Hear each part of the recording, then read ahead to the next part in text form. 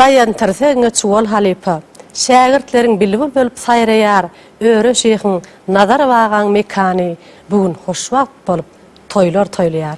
Edide onlar bizim şu günkü aýdym saly söhbetli gepleşigimizde haýsy ustad halipamyzyň durmuşyndan söz açýanyň eýem sizi aňan bolsaňyz bizim bugünkü aýdym saly söhbetli gepleşigimizde geçmiş taryhymyzda izgalyran Daşoğlu welaýatyny ýaşap geçen Çuval Bagşy adyny alan Ustad Halipa Bagşy Türkmenistanyň halk başçysy Magtumoly Garliýewiň ömür döreçiligi dogrusynda bolar. Bagşy sen.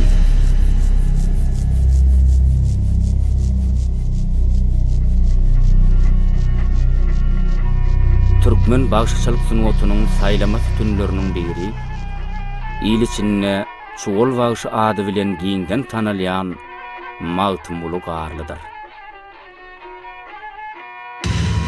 Magtumoly Garliýew, Çuval Bagşy. Ahal welaýatynyň Kaky etrawynyň 10 wegi owasyny dünýä inen meşhur Bagşyň tiresiniň ady oň lakamyna öwrülip Çuval Bagşy bolup galyberipdir. Ýigitlik çağlaryna çenli dogdy owasyny ýaşap, aýdymsadyň ışgyna düşüp uran döwri Magtumoly ulu halipalar küýsäp başlaýar. İlki tejen Murgap Ceyhun boýlaryny biraz ýaşandan soň Daşowda barýar. Şeýdibem welaýatyň ýylanly, häzirki Gurban Sultan ijadynyň naky etrafyndan mekan tutýar. Şu döwür pähluwan Bagşy, sapar süýrentgi, nazar waga, öreşi hyýal ustadlyň kämillik derejesine ýeten çağlardy. Gökdäki dile ýerde owşan Magtumoly, olaň gor waýlygyna teşnelik bilen aralaşyp, üýtgeşik owazlaň, täsin usullyň ummanyna düşýär.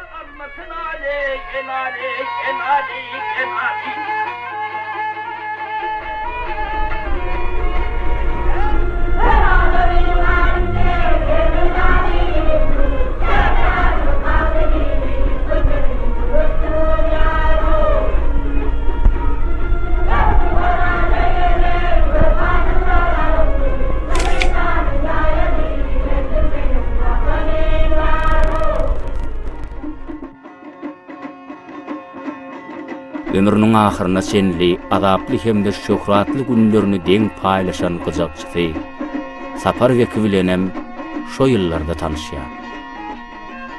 Herzi özü bolşuly mektebe öwrülen halipalaň ýerine ýetirjelik aýratynlyklaryny, joşgunlyk kalbyna siňdiren Magtumoly Bagşyň döreden uly ýolunyň esasy alamatlary, usullary şo ýyllarda peýda bolýar.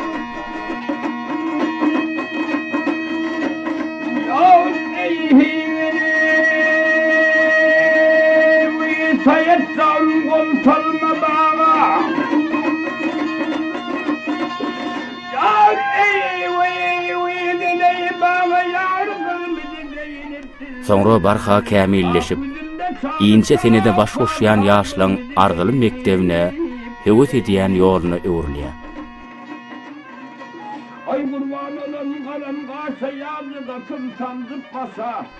Muny Akjul Muradowa, İleman Annaýew, Sülgün Meretgelliýewa, Tüýli Otudow, Bally Mätgelli ýaly atly bagşylaň ýene-de ençemesiniň misalyny görýäs.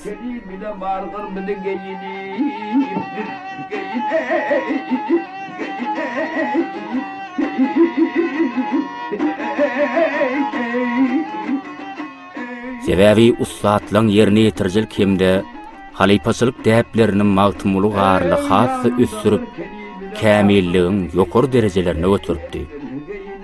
Şägirtlerini atalyk mähri bilen çoýup, bagşyçylyk sunuwatynyň iňçe tiltimlerini ilik düwmi öwredipdi.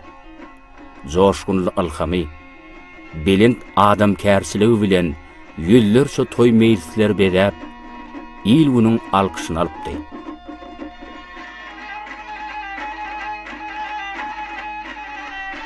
Halk destanlarynyň 20den hem köpsüni ýüllerçe tirme aýdymlaryny ýokary ustadlykda ýerine ýetirip, milli bagşyçylyk sunwatumyzda täze, öz bolşly ury esaslandyran çuwal bagşynyň ogly, Jumaul Magtumulyfam şol akawaň şirinden şeker datly suwundan içip ganyp, zehilini sadanna kämil bagşy bolup geçdi. Türkmen sunwatynyň beýik tütünleriniň birine öwrilen çuwal bagşynyň sarpasy Belentden tutulýar. Daşowut vilayatynyň Gurban Sultan ijadynyň etrawyna ýerleşýän öý muzeyi hemişe köp adamly. O ýerde ustadyň öz bolşly keşfini, manyly ömrüni, Belent adamkärçiligini beýan edýän bir giden eksponatlar bilen bir hatarda miras galyran ajaýyp ýazgylar aýawly saklanýar.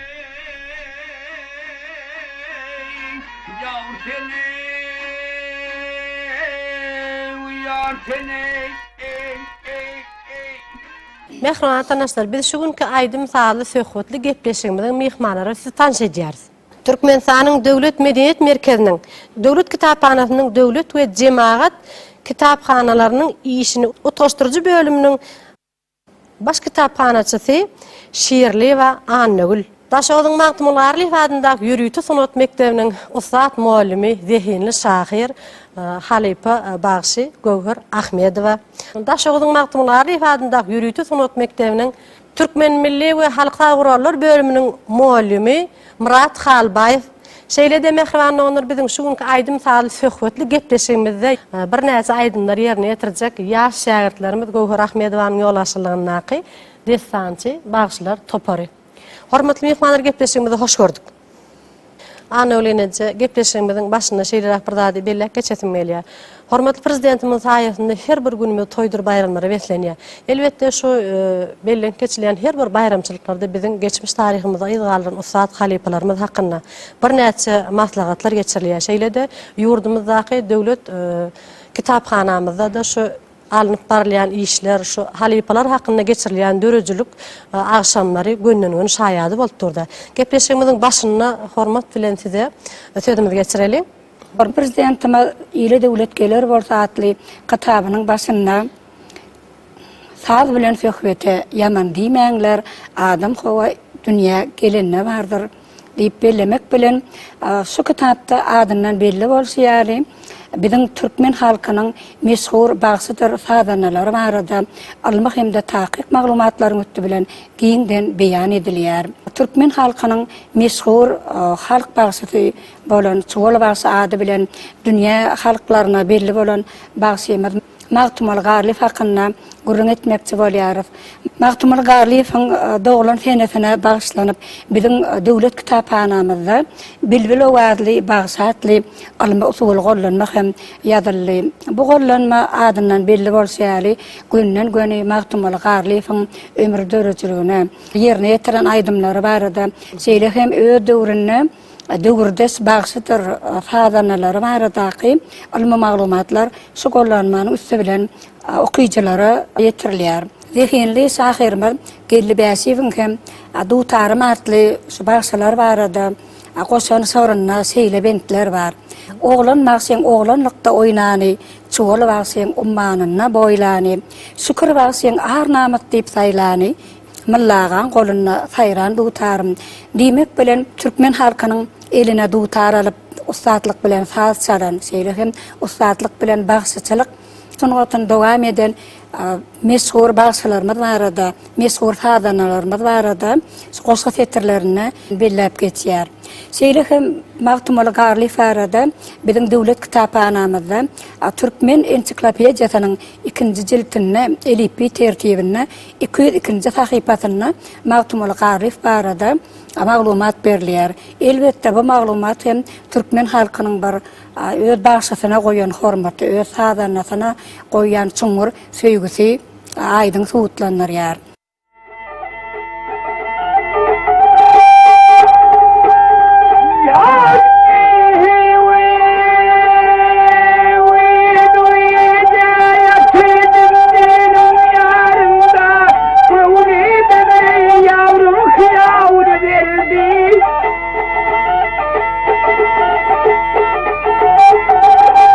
Tütünüm boynuma kaldım yerinde, gözleri canım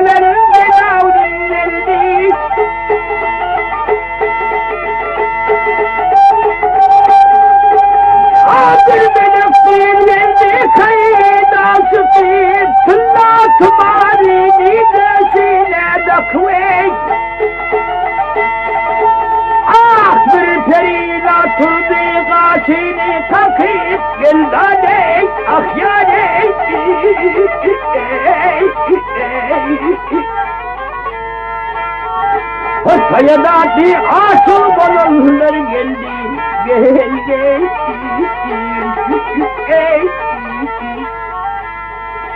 Ey gülüm sen gülüm yeleği. Ey gülüm sen gülüm yeleği. Çuğul bağışı deyip adi iyile dolun Mawtum uluqarli. Häzirki qaqa etrafynyň 10 mew owasyny dünýäýine. Ol medresede bilim alsa da, küýsegi aýdymsa, gözlügi bagşy bolup, ýaşlygyndan bu jadyly senede göwünmerýär. Mawtum uly 9 ýaşyna ýetende, ussat sazanyna çary çepde şägirt bolup, 15 ýaşyna ýetende on ak patasyny alýar. Soňra ol 5 ýyllap Kılıç Bağışı'dan tälim alýar. Öz döwrüniň ilhalar bağışı sazanlary Murat Bağışı, Bayramaly Bağışı, Kör Gojaly, Ýegon Oraz Bağışı, Şükür Bağışı ýaly ustatlary dinlemek, olardan öwrenmek, käbirler bilen bolsa ýakyn aragatnaşykda bolup, toýlarda saz çalyp aýdym aýdyşmak nesip edýär. Mawtum uly aýdym saza gün geçdigi taýy kämilleşýärdi. Ýöne kämilligiň çägi ýok. Ol ketarkagyň, şagadamyň, marynyň, daşogyň belli bagşy sazanlary bilen duşuşmak, olardan öwrenmek isleýärdi. Olary öz ukybyny görkezmek, kynagdan geçmek, arzu hyallarda ony öz gününe goýanokdy. Bu jadyly senediň sırly ýollary onu alysdan alys mendirleri çağırýardy. Toýlary tüplerinde tasawda amadurdagda bir göçüp gelýär. Maktumul diye tasawda diye garnaşam toýa diye sonra gidip soğuk gaýdyp geleldi diye. Adiyem bolýandan gidýär tasawda. Nazarbağdan öwrenýär. Ana sonunda Nazarbağ bir toýda Ýerden Nazarbağa meni akitme Maktumul ýene akirin diye de. Bir menden güýçli boldy diye. Oturup dinleýär giýde bir wagtdan gidip. Ay görse gaty üýtde şoýdy diye. Ben sonunda ak pata vermişim arkana kakya. Arifa diye sen bolsaň men aýtmadım diye. Ýok sen menden geçipsin diye. Men deňim däl diye. Ana sondan kakym atdyryp tasawwur ul bagşy bolup ýa. Ýüreginde gaýnap duran hewesi Mawtum uluqarlyny 1916-njy ýylda Aşyk Aýdyň piriň mekanyny sary ýol atarýar. Ol bu ýerde ençemi ustad halifalardan öwrenýär, öz ýoluny tapýar. Aýdym sady, galma dutary bilen öz döwrüni 7 sany ýetiri bennilikden boşadan Annaly Bagşynyň, hanyň dynanynyň agasyny halat eden Şükür Bagşynyň, bimeçür ustadlygy mahsus bolan Çuwul Bagşy da şeýdip öz başyny ölümden utarýar. Halk arasyndaky aýdylýan gurrunlara görä, Cüneyt Han Mawtum uluqarlynyň aýdymlaryny dinlemek üçin oň ýüzünden bir näçe atlyny beripdir. Han Çuwul Bagşynyň öňüne ýol şert goýýar. Han oňa 3 gijelep bir aýdymny gaýtalaman aýdym aýtmagy buyurýar. Bagşy hanyň buyrugyny ýerine ýetirýär. Şondan soň Cüneyt Han Mawtum uluqarla sen hakykatdanam Çuwul liseň, Çuwul ekenim. Sen sesiň aýdymlaň tükönüksiz diýip oňa uly baha beripdir. Kemana yetendir almasın aley, enaley, enaley, enaley. Emrin başın yaş bağlasının kariye yüzük kari, atadıra alaradım dağlara, dağlara, dağlara, ey, ey, dağlara, dağlara. Halkın sıylalı adamı dedim ne var? Kol sıylanan adam halkın hizmetini etkiydi, halk için yedi. Hiçbir gövündü, hiç tat yok. Dedim bağırını prezident Tuday'a şükür at verdi. Halk bahçesi diyen adı. Sağ olsun prezidentimiz, uzak yaşasın. Biz onu köp minnettar bolup otyryk. Dedim bari ýaly halk ýüzünde gelip ýören ýar bolup biýilip ýör. Mehran atanaşlar bizini de aýdym saly söhbetli gepleşigimiz söhbetleşik arkaly dowam ederiz. Hormatly muallim, gepleşigimiziň dowamyny bir Ustad Halypamyz Magtumul Garlyýewiň bir ýanky sunwat ýol dogrusyny bir ýerine ýetiren aýdymlary hakynda söhbetleşigimizi siz bilen dowam etsek. Bizim hemmemizin bilişimiz ýaly hani bugün günü şu Türkmenistan döwletimizde uly toy dabara bilen bellen geçilýär. Bu da bolsa şu Türkmen halkynyň sayrak bilbili adyny eýe bolan Ustad Halypa bagyşy Türkmenistanyň halk bagyşy Magtumul Garlyýew ykbalyň emri bilen Daşawud welaýatyna barýar. Daşawud welaýatynyň bagyşylyk sunwaty özüniň defansçylyk sunwaty bilen uly meşhurlyga eýe bolupdyr. Şol döwürde bagyşylar iň adından bir 5 defan bolmanda da bir 10 defan, 15 defan bilýän bagyşylar bolupdyr. Şeýle hem bagyşylar toýlarda ilki bilen şu tirme aýdymlaryny ýerine ýetirip özleriniň sesini defana geçmäge taýýarlapdyrlar. Şondan sonra halkyň islegine göre hormatly adamlar ana hemen şeýle defallary bilýän göroguldan aýdaýynmy ýa-da Sazenem garyp hüýrülka hemra Zöhre Tahirdan aýdaýyn diýip halka ýüzlener ekenler. Şondan şol oturan ýaşullar bagyşy Sazenem garyp aýdyp berä ýa-da görogul defandan aýtdyýdy. Şo wagtda şol bagyşylar şoňa taýýar bolupdyr. Şonu ustatlyk bilen ýerine ýetirmekle wasapdyr. Bu şeýle bagyşylyk sunwaty Magtumul Garlyýew Halypada uly täsir döretipdir. Ol köp bagyşylaryň defalaryny ýergensiz öwrenipdir, dinläpdir. Şeýle hem Ustad Halypalar sapar ýörentikdi, oňa şeýle bir özüniň gowy sesiniň bardygyny, eliniň ýetedigini görüp oňa şu defan aýtmaklygy maslahat beripdir. Daşawud ýylyna bagyşy boljak bolsaň hökmen defallary bilmeli, defallary ýerine ýetirmeli diýilen teklibi aýdypdyr da. Magtumul Garlyýew şu elbetde biziň Daşawud welaýatymyzyň bagyşylarynyň ýany ustad gyjakçylar fadanarlyk etipdirler. Ol aýdymlary, defallary ýerine ýetirmek üçin hökmen ýanyny gyjakçy fadanarlyk etmeli. Haçan nazar waganyň ýanyna fadanarlyk edýän Sapar Bekiniň gyjak çalyşyny görüp Magtumul Garlyýew ören hayran galypdyr oň ustadlygyna. Sapar Beki barada gurun edilenne Sapar Beki şu nazar waga sapar ýürentki öre şeýhin peýalwan bagşyaly ustad bagyşylaryň ýanyna köp ýyllaryň dowamyna fadanarlyk eden gyjakçy bolupdyr. Wagtyň geçmegi bilen şu Sapar Beki bilen bile tirkeşip bile aýdymlary, defallary täzeden işlemek ýeser edýär. Şol Sapar Beki Magtumul Garlyýew köp aýdymlaryň şu ýomut gökleň ýolunyň bagyşylyk sunwatynyň aýdymlarynyň ýerine ýetirilişini has giňişleýän düşündirýär. Şeýlelikde Ustad Halypa Magtumul Garlyýew ahal ýolunyň bagyşylyk sunwaty bilen ýomut gökleň bagyşylyk sunwatyndan bir üýtgeşik bir bagyşylyk ýoluny, ýagny alili wasynyň ýoly, suwal wasynyň ýoly ýaly azaýyp bir bagyşylyk ýoluny döredýär. Elbetde ýanky alili wasynyň ýoly diýilende oň tire bilen maňançyklam diýilip aýdylýar ýöne. Suwal wasy diýilende şu bir ähli türkmen hojalyklaryna şo wagtlarda ýaşaýan öýlerini iň bir uly köp wagtlaryň saklanýan wadyna suwal diýipdirler da. Şonuň üçin Ustad Halypa 500-den hem köpräk aýdymlary ýerine ýetiripdir. Tirme aýdymlaryny umumyň nutgawy şahirlaryň şonça goşgularyny ýatdan bilipdir.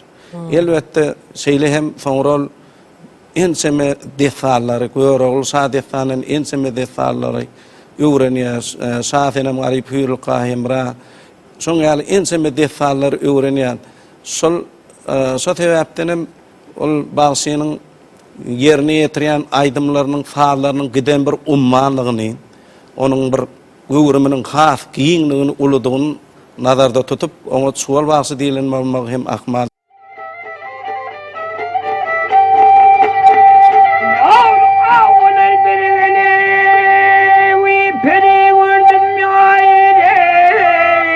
Saçı ayağına düşmüş eyvole.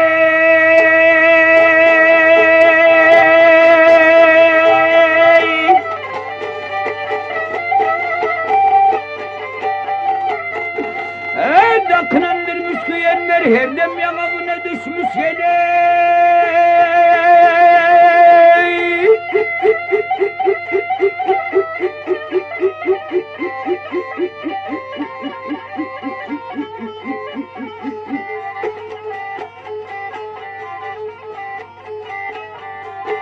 Ol perini eyvay gören çağda bilbiller sayılar şu bağda. Ulun boynu gel gel kıyım ucakta hevesim dağlaşa düşmüş. Ben daha de hey! Ben daha de hey!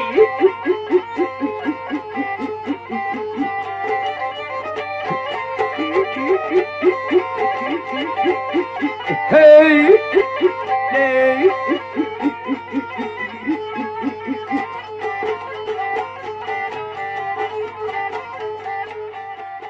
Türkmen saadanyň goja bagwany Ustad Halifa Mulla Täsmiradow bilen pürlü tarih, ýani Ustad sadanlar Sahy Jepbar bilen Ustad bagşylar bilen bilelikde bolar köp duşluklar geçiripdirler.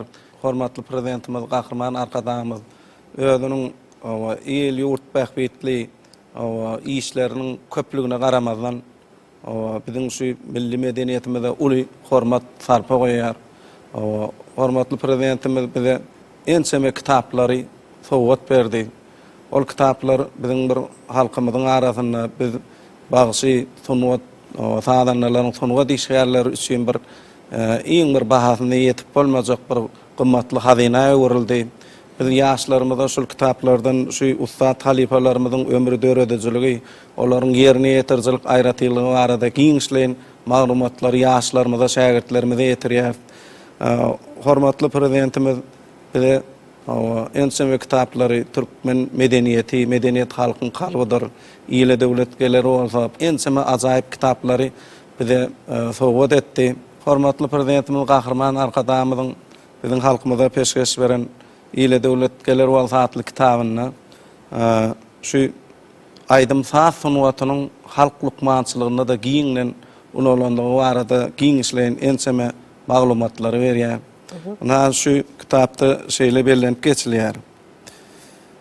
Ibn Sina aýdym saýdyň adamyň hal ýagdaýyny hemde saglygyna edýän täsirini ilkinjileriň biri bolup ýüze çykarypdyr. Ol eger şehtaçyk hem sagdyn bolasyn gelse, her gün aýdymy hiňlenmäge türgönleş diýipdir. Sagdyň adamyň saglygyny berkitmäge, onuň özüni, duýuşyny gowulandyrmaga we bedeniň wajyp agdalarynyň işini faýdalaşdyrmaga edýän täsirini ol şeýle ýokary baha beripdir diýip belläp geçýär. Aýdym faýsyn wagt barada söhbet edilende şu Ustad Halifamyz Magtumuly Garliýew barada ýazylan o suwal we saatly kitabyna da şu halk lukmançylygyna bir ýanky gyzamyk atly keselden ýeňilik bilen saplanmak üçin o şol saatlaryň ýerine ýetirilenligi barada söhbet edilýär. Ýani şu kitapda biriniň iki çağalarynyň birisi şu gyzamyk keselinden aradan çykýar, ikinjisiniň hem ýagdaýy gowy däl diýär. Şo wagtyna şol daşary çykanda görse bir atly bir adam gelýänini görýärler, görse arkasynda da duýtary bar eken. Çağan kakasyny görüp begenini diýär. Magtumuly Garliýewiň öňünden çykyp şu çağasynyň ýagdaýynyň erwetdigini aýdýar. Magtumuly Garliýew öňel bir näçe türkmen saatlaryny ýerine ýetirýär. Şeýlekde çağajyk gyzamyk keselinden halas bolýar. Elbette bu zatlaryň aklysy hem şu aýdym fa sunuwatynyň adamyň bir içki dünýäsine uly täsiriniň bardygyny, saglygyna da täsiriniň bardygyny aňladýar. Bagşçylyk sunwatymyzy, aýdym fa sunwatymyzy ösdürmäge, ony ýaş nesillerimize geçirmäge ähli mümkinçilikler döretip beren hormatly prezidentimize, gahrman arkadaşymyza özümiziň çäksiz sag bolsunymy aýdýar. Goý hormatly prezidentimiziň il ýurt bähbitli ähli tutumly işleri hemişe rowaşlyklara weslendim.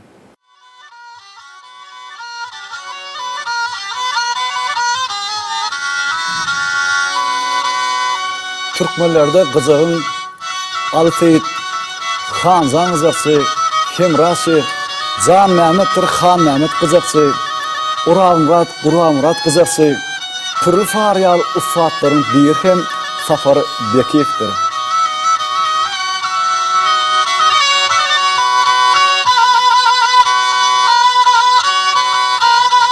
Hormatly prezidentimiziň Ýyla döwlet geler bolsa at kitabynda şeýle berýär. Türkmenistanyň halk bagysy ilki Sapar Şigrentki, Öre Şeyh, Nazar Wagyaly halifalary, soňra ömrüniň ahyryna çelli Matumul Garif we sazandarlyk eden Sapar Bekew, daşagy sewitleriniň gyjakçylarynyň en semesiniň halifasydyr.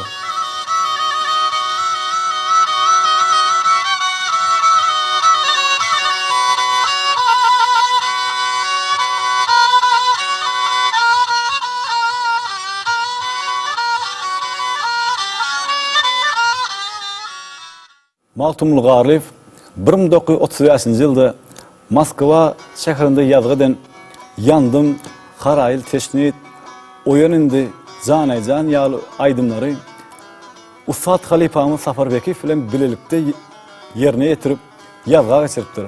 Hormatly prezidentimiň Ýyla döwlet geler bolsa atly kitabynda Türkmenistanyň halk bagysy Matumul Garif barada şeýle belläp geçýär. Matumul Garif daşogyň geçen asyryň 2-nji 10 ýyllygynyň ahyrynda Kakadan göçüp barpdyr.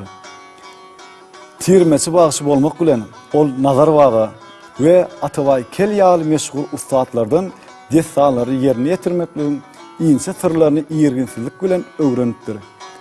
Alan tejribesinde öz zehinden geçirip we olary döredijilip aýratynlygyny giýirdip Matumul Garif häzirki çuwal bagsynyň ýoly diýilýän täze ugur döredipdir. Meşhur halifanyň ýol başçylygynda bu mektep täze akym bilen ösüp ugrapdyr.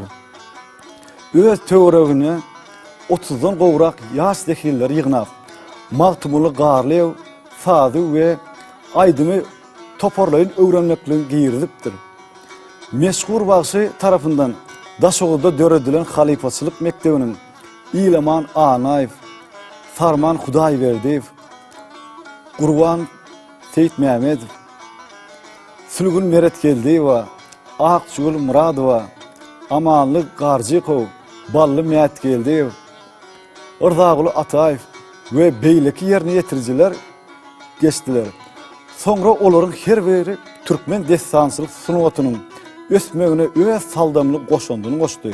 Pelwan wagsy, Nazar Waga, Matumul Garif kimin meşhur ustatlaryň şägirtleri Baýar wagsy, Palta wagsy, Ýyleman Anaýew ýaly belli destançylar şeýle de çogdur ýol uğrunyň zehirli wekilleriň şahirany halk döredijiligiň taryhynda öçmejek ýyl galdyrdylar. Hormatly muallim, ýa-ni sizden belläp geçdiňizde aýdym saz sunuwaty islerini kärdak adamyny bir perwa oýmaýada. Biziň şahirlarymyz bir näçe kitaplar ýazan bolsa, biziň bir näçe bagşlarymyz ony bagşy dilini, halk köpçüligine bagşlarymyzyň bir beýanyny ýokary derejede wasp edýär. Şeýle de biziň bir Usat halifamyz Bayram Melaýewiň halkymyza ýetiren Çuwal bagşynyň ýoly atly kitabyny hem şeýle bir ajaýyp goşgy barda. Ol hem Usat halifamyzyň toý münasibetli ýazylan goşgy barda. Şunu okap göreninde eýem özü Lukmanam bolsa bir bagşymyzyň Usat halifamyzyň aýdan aýdymlary öňü bir perwa goýmadygyny aýdyň beýan edýärdi. Lukman Anny Mehmet Saparowyň ýazan goşgusyny eger mümkin bolsa gepleşigimiz şu ýerine halk köpçüligine ýetireli. Hasem bir halkymyza aýdyň bolar ýaly. Soňra söhbetimizi dowam edersin. Daşoğlu vilayetinin Gurban Sultan ejadyndaky etrabynyň Agdybirlik geňeşliginde ýaşaýan adım Anny Mehmet, familiýam Saparow, özüm Lukman. Türkmeniň ajaýyp bilibili il içinde şuwal wagty tanalýan ajaýyp senetkär magdumlygy hakynda gep sözlemän geçmek mümkin däl. Näşuwun kun şonuň 130 ýyllyk toý dabarasy bellenip dur. Şu beýik bagşyny men 9 ýaşymda wagtymda ödüni dinläp görüpdim. Ol wagt bagşy diýri wagtymda. Şonda giden märekäň aýtymy gaty ullukandy, ýöne ilden hatta demlerine uldan alman otyrdy adamlar. Sebäbi şeýle bir aýdymlar gidýärdi. Ol aýdymlary bagşy wysaldyr hijrany, arzuwy, hakykaty, söýgüni, muhabbeti bir köküne düdüp kalbından çıkarıyat da ilin üstüne oklap oturuyordu. Kalbdan çıkarıyatlarım gün kalba var yadı. Şu 9 yaştan beri men şunun aydımlarını yetiri bolup geldim. Ähli aydımlarına mende bar, dinläbemiyorum.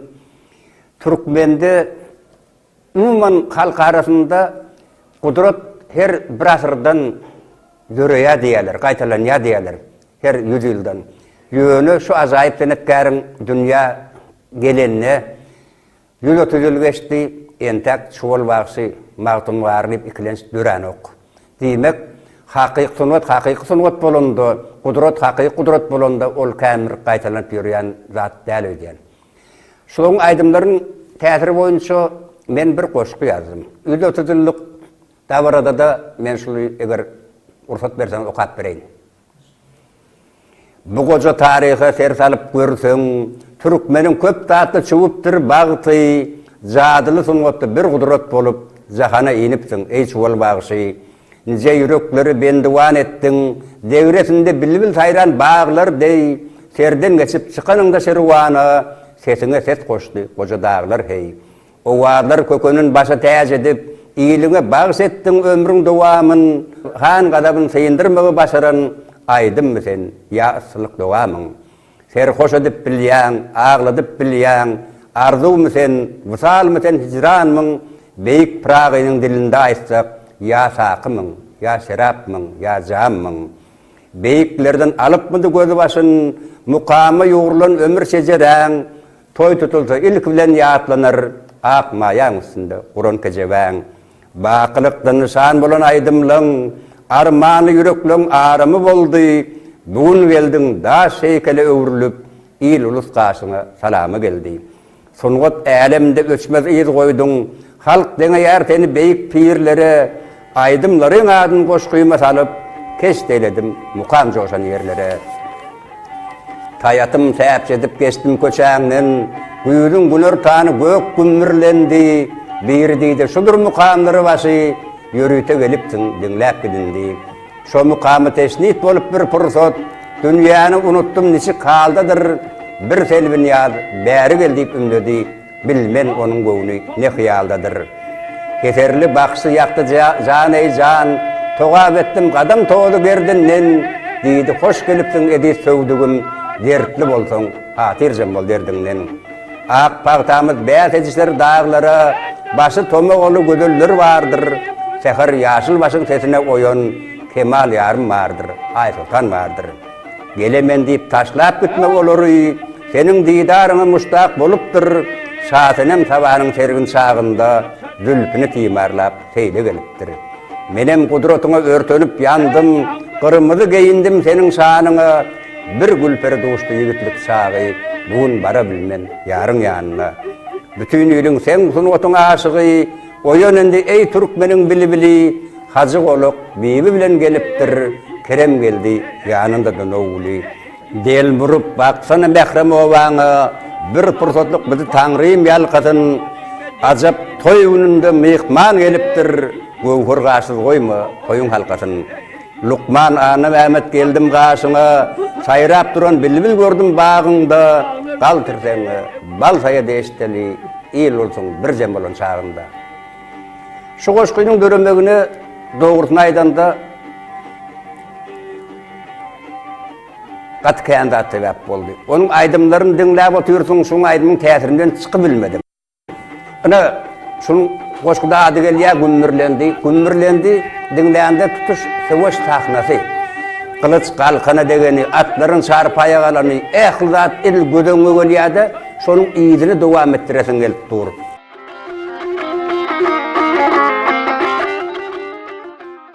Şoň hemme aydymny bir goşka salmakçy boldum. Şu dawra gatnaşan adamlaryň göründe dogrusyny aýdan çuwal wagşy gaýtadan bir diýerilip gelen ýalyk bolýardy.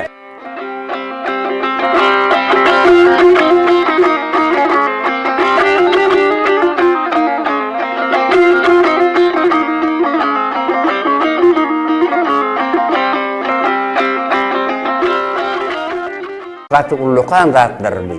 Şu ajaýyp senetkäriň ýötedinlik dawrasyny belläp oturýarlar. Şu adamlaryň kesbini göründe, dogrusyny aýdanda hemmesem bu çuwal wagşynyň şägirdiň hedde hasaby ýok. Çuwal wagşynyň ýolu diýip bir ýol bar. Ol hiç kime meňzanok bolýar. Sebäbi tutuş türkmeniň aýdym sadynyň geçen lehemleriniň, geçen halifalaryň hemmesiniň ýoluny jemläp özüçe bir täze ýol ýatan adam o.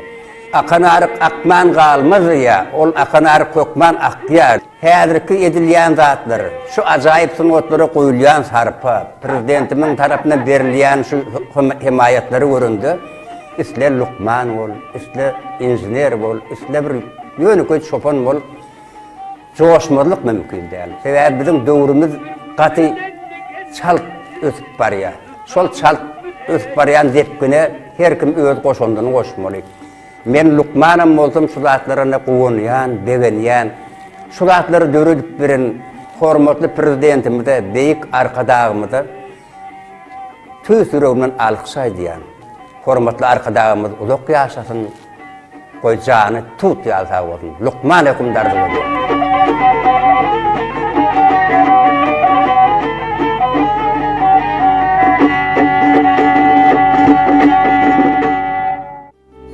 Döwlet gelir bolsa bagşy bilen ozon gelir diýilýär.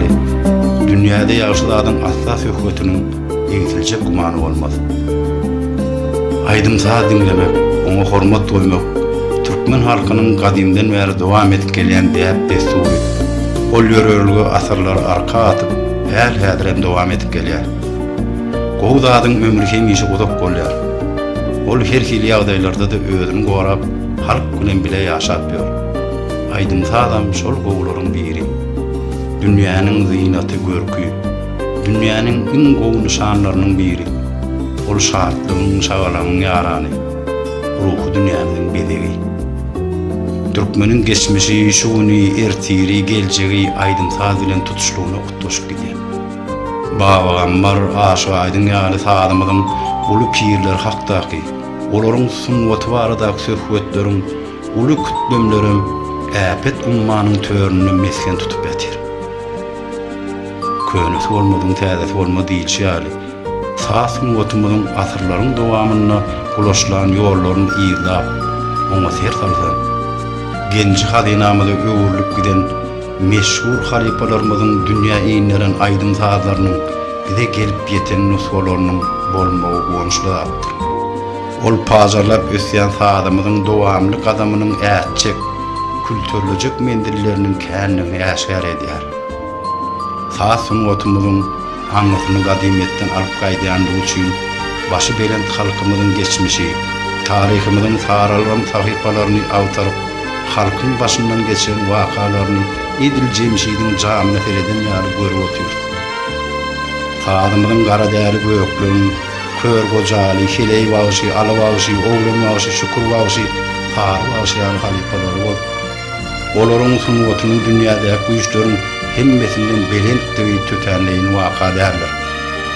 Ol her nenen güýçleri boyun eýmeýän uly bir kudratdy. İlk awşam şu bilek buklanan saat, goý seni ýene sawa bilen goýarsyň. Güneşli ülkämiziň asudalygynyň, şat durmuşynyň, ýagty ertiriniň heňini çalyp goýardym. Şerin mukamyň bol berýän lezzetini özünden başga da asla berip bilmez. Marwalayat Taryhy Ülkani Uruş Muzeýiniň ýolbaşçysy Türkmenistan at gazanan medeniýet işgä töreni boldy. Hormatly adamlar, özüňiz bilişiňiz ýaly biziň şeýle bir ajaýyp döwürimiz özüm şol döwürmizde Mähribanem Gahrman arkadamy Berkara döwletiň bagtyarlyk döwründe ömürni aýdymsada bagş eden bagş sadandalarymyz bugun günde Gahrman arkadamyzyň dörede mümkinçiligi esasında ýatlandy. Has dogrusy Mähribanem Gahrman arkadamy türkmen halkymyza peşkeş beren ýyly döwletgeli bolsa at kitabynda biziň ömürni türkmen aýdymsadyna bagş eden bagş sadandalarymyz. Olaryň halk arasynda döreden aýdymdyr sarlary, olaryň aýdym hakyndaky rowayetdir desalary bugun günde halkymyza ýyly derli tele aýdymlaryň üstü bilen gazetdir, jurnallaryň üstü bilen, radioň üstü bilen ýetirlipdi. Ömürni aýdymsada bagş eden türkmen halkynyň ýüreginde baqy ýaşaýan biziň meşhur bagşlanmadyň biri Ýomutýorunyň has bir ussady dogrusy biziň Daşoğuz welaýatymyzda has bir halifalaryň halifasy Türkmenistanyň halk bagşy Magtumul Galif. Magtumul Galifa çuwal bagşym diýilýär sebäbi çuwal bagşy özüniň ýaşan döwründe biziň ussat halifa bagş sadandalarymyz Doğrusu Täş Mehmet Suhan Gulifam, Mulla Täş Muratfam, Sara Bağşam, Pürlü Sari, Sakjep bar ýaly den hatarda orasalar ýaly ussatlar, uly çıkarly ýaly nobat bagş ýaly ussat bagşlar bilen bilelikde dost dogullyk gatnaşygynda türkmen aýdymsadyň has östüren bagşy halifalaryň bagşy sadandalyň biridir. Magtumul Galif hakynda kän zat aýsam bolar sebäbi Magtumul Galif öz döwründe ýekebir desançylyk ulgamynda däl, tirme aýdymlarym ören ussatlyk bilen ýerine ýetiren halifa bagşydyr. Türkmen aýdymsa sungatynda iksan desançylyk ýoly aýdylýar. Bira Daşoğuz welaýatymyzda Ýomut ýolunda desançylyk has rowaşlanyp ösen. Ýene biri biziň Mary welaýatymyzda Saryp Salyr ýolunda ine Gurt Ýakup roz bagşy al ussatlar desançylyk ulgamyny äkitdi. Has dogrusy biziň desançylyk ulgamynda Magtumul Galif ýaly ussat ýekebir desançylyk ulgamynda dälde onuň şol döwürde ören eliniň ýitiligi, onuň sözüniň ýitiligi, adam käçiliginiň ählisi onuň aýdyn aýdymsalaryna siňipdir. Şo bir babatda da Magtumul Galif diýilende onuň bile aýdymsady toý märekelerde şo derejesine ýetiren ussat gajakçymyz Saparbekifi ýatlaman geçmezlik mümkin däl. Sebäbi Saparbekiv bir Magtumul aganyň her bir aýdan aýdymly ýağly ýüpek ýalyk gyjaň owazyny sada salyp Magtumul aganyň aýdan aýdymlaryny ýüpek ýalyk edip bileje sadyň içinde ýöreden ussat gyjakçylaryň birim Saparbekiwdir. Magtumul Galif hakynda näme gurulýan sen kän zatlary bar sebäbi ol şu özüniň ýaşan ömründe aýdan ören köp desalary, tirme aýdymlary bugun günde biziň halifadan şägirde, atadan ogla, asardan asara geçip gelen aýdymsalaryny bugun günde onuň özüniň öz ýaşan ömrüni ýaşan döwründe öz elindeşlerini, öz şägirdlerine şol aýdymlarynyň inçe sırlaryny hem desançylyk ulgamly şo bir babatda da şo desançylyk aýdylan aýdymlaryň ören ýiti sagyny Saparbekiw bilen deň çalynan her aýdymlary ören gownuňa jaý eder ýaly aýdan halifa bagşydyr.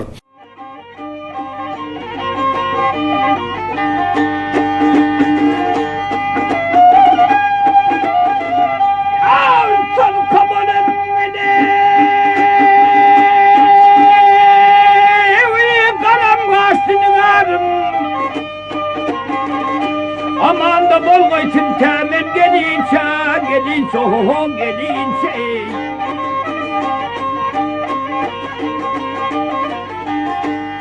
Kablı tuğbu boyu şekerli salim, salim. Bakar men yoluna temin gelince halini.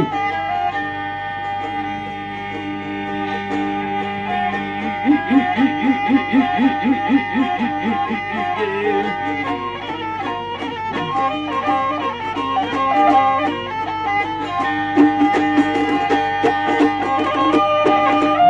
gönderim galin şavur kündüzümü, ne peşesin perdiler önümü, önümü. Eyvah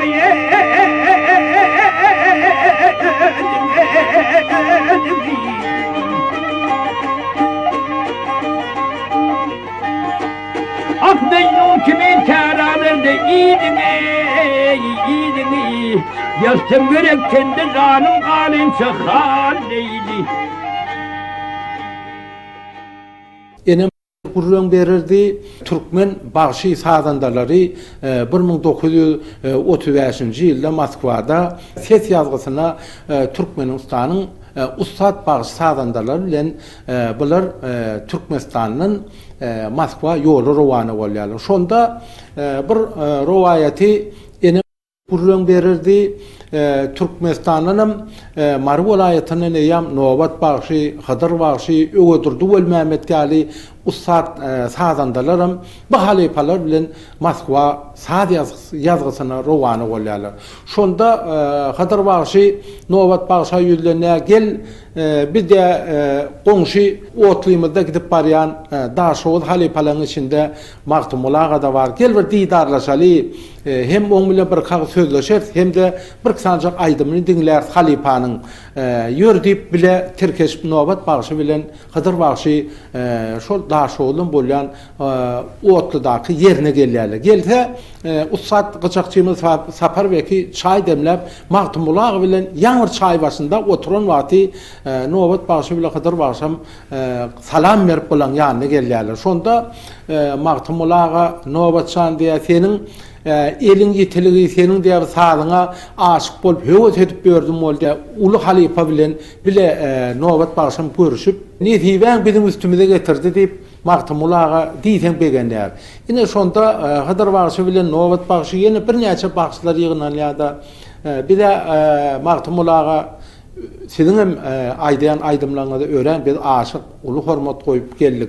Netibemiz üstüne getirdi. Gelbek sancak aydım aydıp bersen diyele ol şonda Magtumulaga'da yok.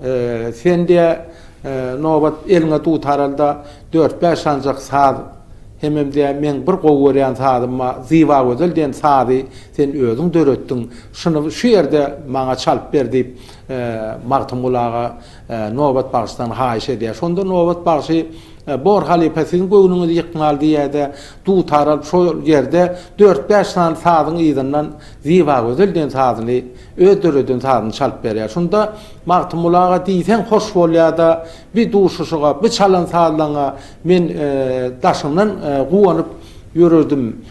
Diýerde maňa sen eliňe, sen sadylaňa hormat edýände menden saňa sowgat bolsun diýip haly horjundan şol döwrüň kümüşden ýasalan ýan sagadyny Nobat bağışa Magtumulaga sowgat berýär. Ine şol dostogullyk gatnaşyklary has ýerki döwürde bolandan Juma Sultan enem ören giňişleýin Haydar Magtumulagyň şol döwürdäki aydymlarynyň bizim şu günde gelen aydymlary olary biz bugün künde Biviyal aydymy, ol meňliyal aydymy, heydal aydymy, ol döwürlerde ol halipanyň eýam oýanmadyňmy aydymy, ol Magtumulaganyň has bir şeýle odan ýerine ýetirip onu mannyny goýman aydan teşnidi, balsaýady, ses ýazgylary ýaňlanyp dur. Şu zatlardan hem çen tutsaň halipanyň şol tirma aydymlarym ören usatlyk bilen aydallygy. Onun şol her bir aydan sözüni sadyna goşup ýağ bilen ýüpek ýalyk edip, onda da şol usatlyk bilen Saparweki al usadyň bilelikde çalmagynda şol haýsy aydym bolsa aydyma uğrap giderlerinden olar eýam şol çapşyga barýan atlar ýalyk bolup den ayak urup bilýärligi bugün günde hazamyr öz sadandasy Saparweki bilen köp ýyllar aydym sady bile ýerine çüp aydallygyndan nişan bolup dur. Daşow welaýat diýilende ýam gara däli göýekleň ýalyk ustadyň ondan soň Sapar Süýrenk ýaly, Nazar Baga ýaly, Öreşik ýaly Magtumul Gali al ezver usatlan buun kunde yollar devam edip olyada desançal ulgamam, tirme ulgamam, Daşoğlu vilayetime maksus aydım saatleri nehili derecesine usatlardan buun kunde şähertler alıp götürüpdir.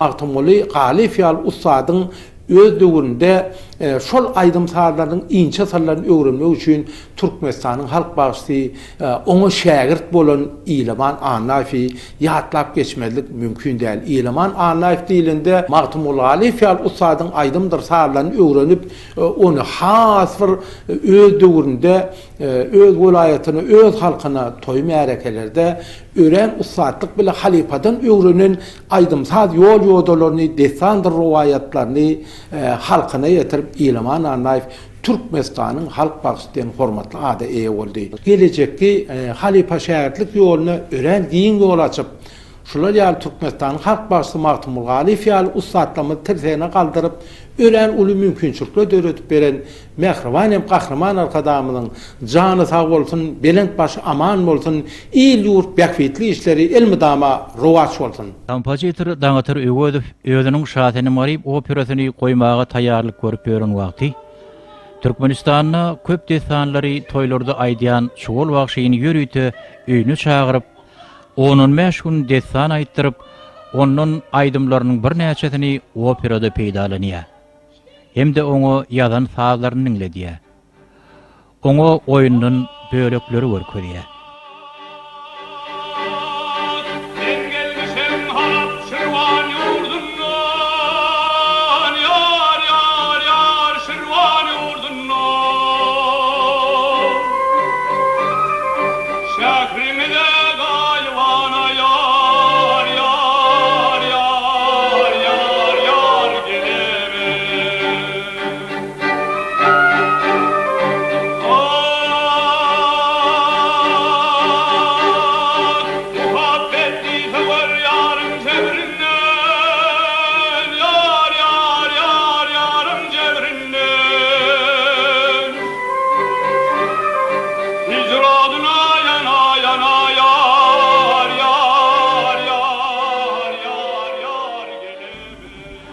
Şolardan belli bolşy ýaly Magtumul Garliýewiň Türkmen operasyny dikeltmekde de uly hyzmatynyň bardygy döýülýär. Ana ölenece ýani sözüňizde belli geçdiňizde biziň şu bagşlarymyz ähli welaýatlarymyzy özüniň bir münasip hormatynyň bardygyny öz sözüňizde belli geçdiňizde gepleşigimiz şu ýerinde Usat halipamy Türkmenistanyň halk başçysy Aşyr Mämmed Davudowyň gyzy bir nesil dowamaty hormatly halipamy Zenan Naşy Aýtaş Dawudowanyň halipamy hakynda bize berjek görüňini halkymyza ýetirelim, soňra söhbetimiz dowam eder.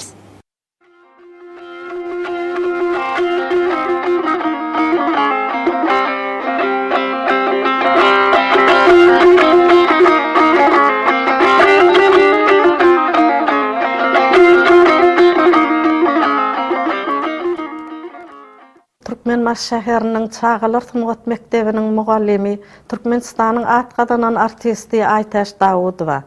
Anha Türkmen aýdym sungatyny öçmejek ýyl galdyran beýik sütün bagşylarymyzyň biri. İl içinde çuwal bagşy ady bilen tanalan Ýomut Gökleň ýolunyň beýik usady, Türkmenistanyň halk bagşysy Magtumul Arlif barada aýtmana söz gatykän. Magtumul halipa meniň dädem Türkmenistanyň halk bagşysy Aşyr Mämmed Davudow özüniň ak patasyny beren adam. Anha şol duşuşyklar barada biraz gurrun etip geçeýin. Dädemiň halipasy Türkmenistanyň atgadan medeniýet işgäri Sultan Atanepesov anha bir gün gelip dädeme Aşyrjan oglum Aşşaba şäherine Magtumul Garly gelipdir. Geldi ugurlyflara. Ýörgitdik şägirt diýip dädem bilen şol Aşşaba şäherine gidýär. Ana ol ýere baran soňlar dädemiň gurrun bermegine görä jaýyň içi ul halipalardan dolmuşyn. Anha biraz wagtdan Magtumul halipa özüniň gyjakçysy Saparbeky bilen tirkeşip gapydan girýär. Onsoň bular saglyk amallyk soraşyp, çaý suw içilip, onuň ýygy aýdym sada ýadyp, märeke edil berýärler.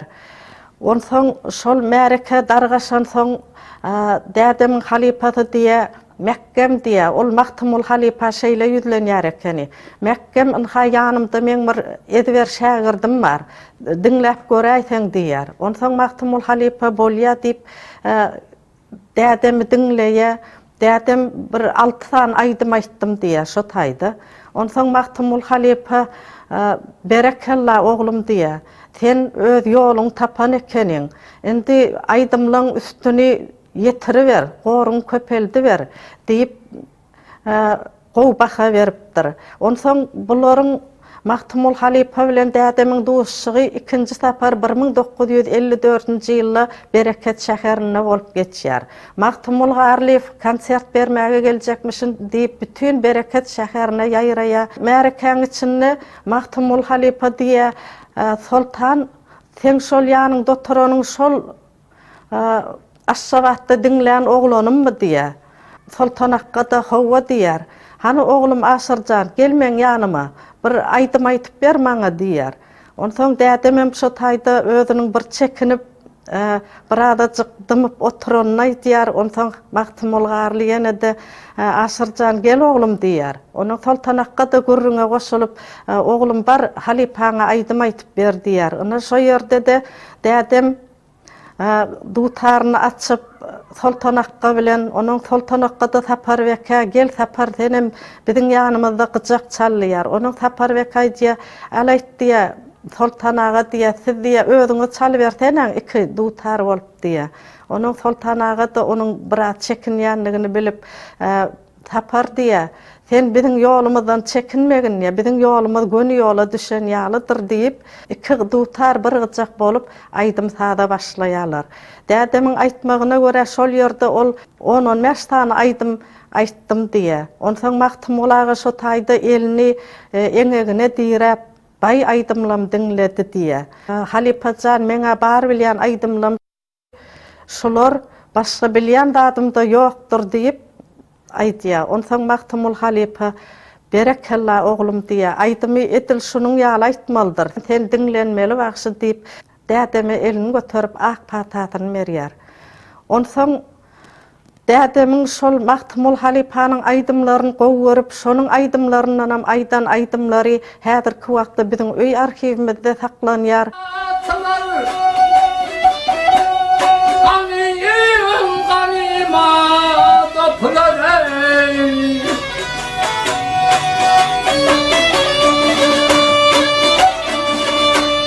Akdeminden gün tutular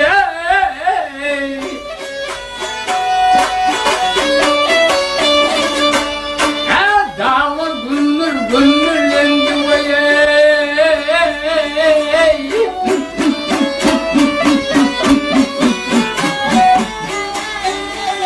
ha ha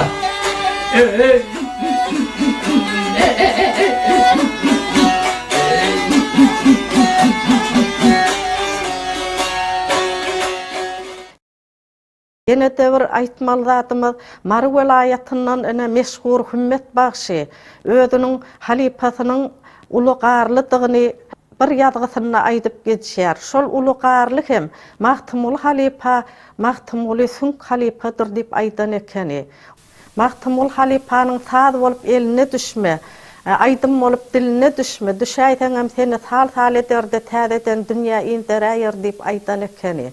Onsoň ýene-de Mary welaýatyndan meşhur Gurt Ýakup Halipamyzdan şeýle diýip soratdyrlar. Halipa näme arzuwlaryň bar diýip sorarlaryna ol wagt bir arzuwum köýdi-de diýipdir.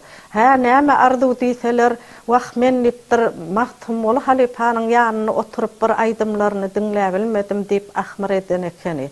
Mahtumul Halipanyň adam kärçiligi barada aýtsak onuň Yenan magşylardan bir özüniň şagirdi Sülgün Meretgel Liwanyň öýlerine maňa 1995-nji ýylda diplom işim ýazyp ýörkem barmak nesip etdi. Şo taýda Sülgün Halipa bilen biraz gürrüňler etdik. Şonu ol özüniň Mahtumul Halipanyň aýdym sat toparyna gelişi barada gürrüň berdi. Ol özüniň şol topary özüniň enesiniň atasynyň närazilygy bilen baranlygyny Mahtumul aganyň toparyna da 3-4 ýyllap şol halipasy bilen atalygy ideal bolup gedendiklerini aýtdy.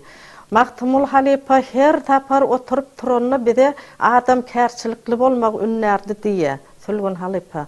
Onsoň Maktumul Halipa diye yine bir aydan zati menin şu aydım saatın otunna men aydım saadım bilen almadım öz adam kärçiligim bilen alandırın adı deyip aydan ekeni. Bu hem şu Halipanyň beýik adam kärçilikli bolanlygyny subut edýär.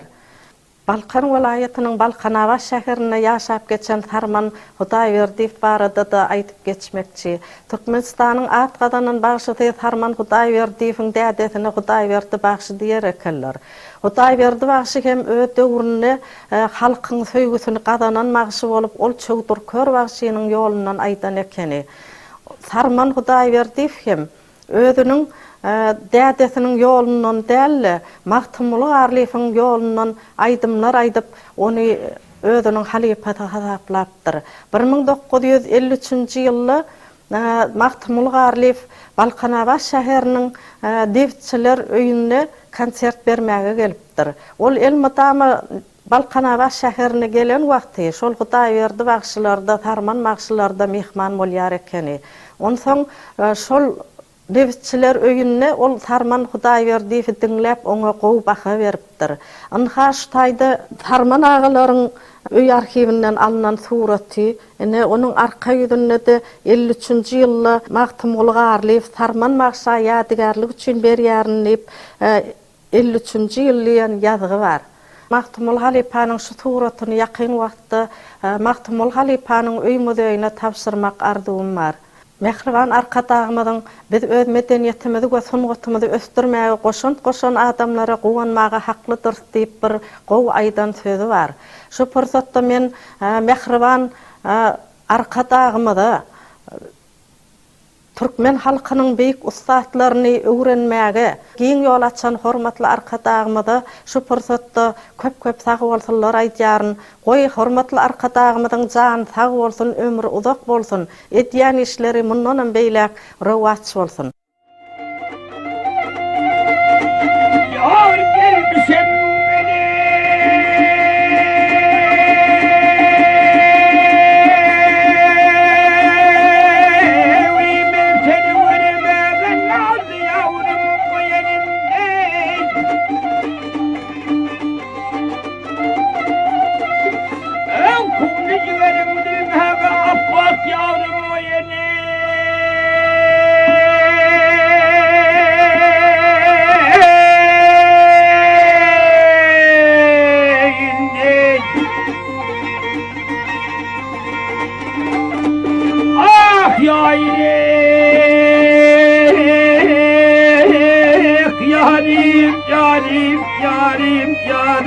yarim yam dileyim.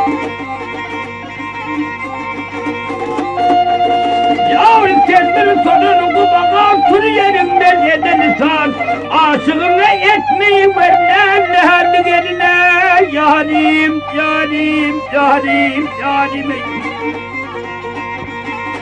ah o yine gel.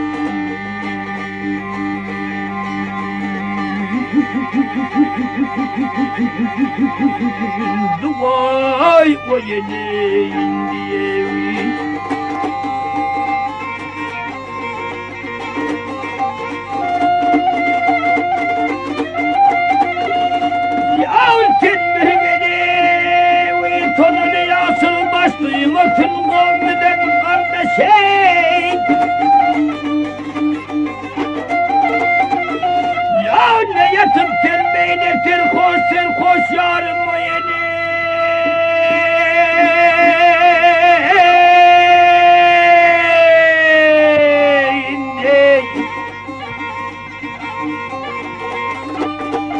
Ya veye geldim kapıyı karladım yaptım yanımı derledim. Ben güldürdüm tehededim nal yarim yarim yarim yarim. Ah o yene ey gel.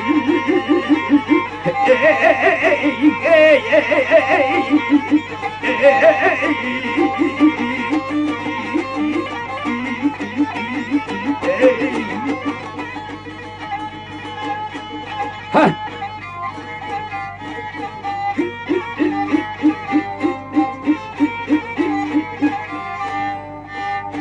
Ha. Ha ha ha ha. Ha.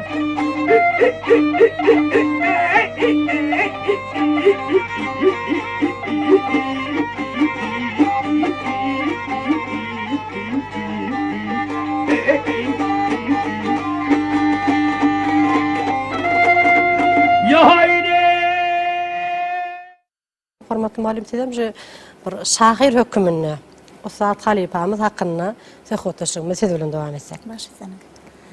Maktum oğlu Qarlayev diýilende Türkmeniň bir saýrak bilbili, joşgunly, şeýle hem insan kalbyna nagş bolup siňip giden bagşy gözüme gelýär. Şu ajaýyp döwrümizde de bagşynyň ustadlygyna hormat goýulyp, onuň mirasy öwrenilip, şu günkü onun toyu, bayramy uludan tutulmagy bolsa, biz Maktum oğlu Qarlayewiň ýüreti adyny göterýän ýüreti sanat mektebine işlemek bilen biz mugallimlary hasta buýsandyrýar, begendirýär. Şu pursatda şol joşgyny, begenjimi, buýsanjymy özümiň şygyr setirlerim bilen sözümiň başyny başlamagy makul görýärin. Çugol wagşyten. Goşa tarda aýdyp dünýäň gudratyn. Yüreklerde orun alan bagşy sen miras goýup türkmen milli sunatyn ustadlardan ustad bolan bagşy sen. Saýrak bilbil bolup türkmen eline toýlaryň bezegi köňlü naqşy sen. Ençe aýdymlary jemläp özüňni çugol bagşy adyn alan bagşy sen. Sen saz çalsaň perdelerde dem gopup sapar beki çaldy gyjakda sazyn.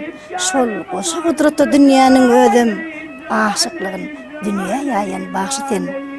Beýik dağdan iýnen sildeý güýj alyp, şirwan perde galanyňna joş alyp, bagşy sunatyňa täze ýol salyp, alily adyny alan bagşy sen. Owazyň dinleyip joş alýar gögün. Ustadlyk mekdebiň dowamdyr bugün. Nusqasy bakyry başlanmagyň türkmen sunatyna ustad bagşy sen. Türkmeniň saýrak bilbili, Türkmenistanyň halk bagşy Maktum oğlu Qarlayewiň şu ýyl 130 ýyllyk toý dawarasy bellenip geçilýär. Halkyň arasyna Maktum oğlu Qarlayewiň ses ýadygsy bir näçe aýdymlar bize miras galypdyr. Ýöne Maktum oğlu Qarlayewiň dessan aýdyn ses ýadygylary bize gelip ýetmändir. Dürli sebeplere görä şu bir dessan ses ýadygylary bize gelip ýetmänligi sebäpli halkyň aňyna, halkyň arasyna şu Maktum oğlu Qarlayewiň dessan aýdanmy ýa-da aýtmadykmy diýen sowallar ýüze çykýar. Şu pursatda men şeýle jogap beresim gelýär. Türkmenistan Ilmlar Akademiýasyna şonuň arhiwini Maktum oğlu Qarlayewiň ýüreti dilinden ýazylyp alynan görogly şahatsanymyzyň 8-9 şahasynyň bardygy anyk maglumatlar bilen bellenen bize şol bir näçe wakalarymyz bilen, bir näçe taryhy maglumatlarymyz bilen ýetirilen.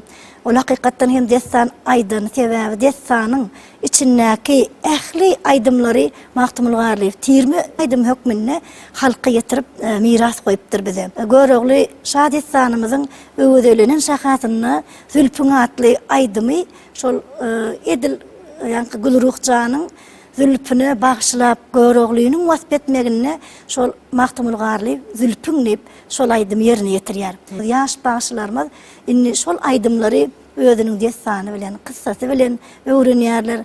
Elbetde bu bolsa Maktum oğlu Qarlayewden bize galan şol miraslarymyzy baýlaşdyryp dowam etmekde ustadlyk mektebiniň dowamlygynyň ýene bir aýdy mysaly bolup durýar. Hormatly muallim, gepleşigimizin şu ýerinden siziň ýaş şägirtleriňiziň ýerine ýetirmegine Usat Halypamyzyň bize miras goýup giden Göreol Jadesanynyň öwüzlüğüniň şahasyndan bir parçany halk köpçüligine ýetirelim, soň ýene söhbetleşigimiz dowam ederiz. Al hayır yağsı, havar kimden al, çağırda al, çanlı bilin Han Sultan Göreoğlu Beg'den al. Göreoğlu Beg özüne belli kuşun alandan sağ diğerler gülürük canam alıp, nirdesin çağırda al, çanlı bildik kaydı verdi. Sol gerisine ad yorap, köp yorap, bir neçe vat yol yorap. Sapa dağının gerislerinden aşağı inik gelirlerdi. Gelen yerine özüne belli odal gıyret canavarın 24 türlü yürüyüş vat 25. türlü yürüyüş taptı. Ya öz yurduna gelen ne beğenip mi, ya bir isin bitip gelen ne beğenip mi 25. türlü yürüyüş taptı. Ene sordu Göreoğlu Begem gıyretün yürüyüşüne mesfoliyik geledi, öz yanından öz oylanışıp, be canım. Men bu kıyıdan havar alman gelen, gel gülürükçanın havar alayına deyip iğrine kanırlayıp, seretse ene gülürükçanın nami özüne belli. 18 min örüm saçtan alın bir pusta saçım ak güdüne düşüp, ak güde karıdıl pusta nakil görünce özüne melim. Şördü Göreoğlu Beg eline sazın alayıp, Sapa dağın serginine öğüter karadülpün senin. Menden başka kimsen vardı toğutar karadülpün senin deyip, 5 kelime say tuturan ekeni, gör bak neyme diyer ki.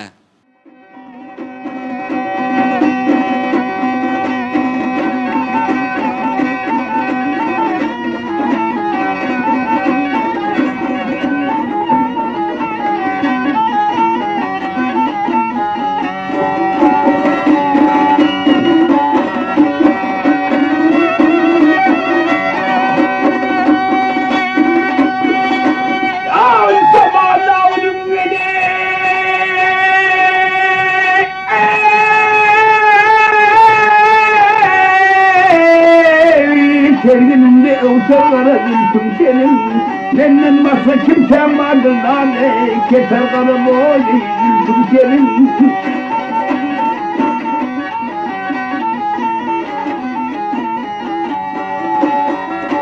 İratlı meyveyi adam, şehirlerde dinlen adam, akılımda madım, tozlar kara eyvah gülpüm senin, oy gel sene.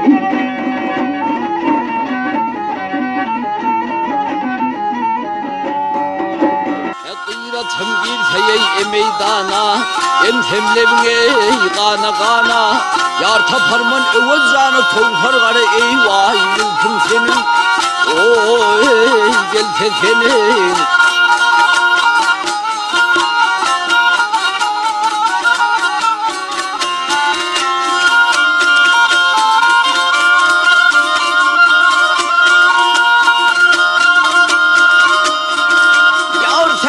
Şamalı öğfer, gamdan yürek bağrın keser gelir.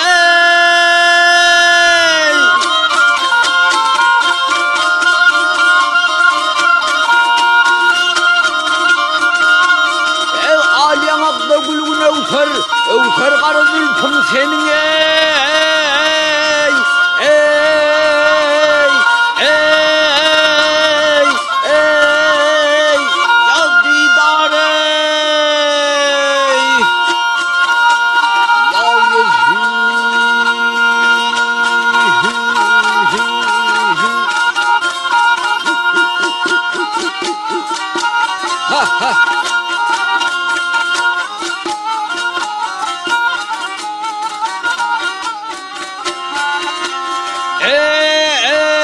Anlatsam yarın ey bağına, kışlasam gözünün ağına, tavanın sergin çağına toltar karı eyvah gülpüm senin, oy gel senin.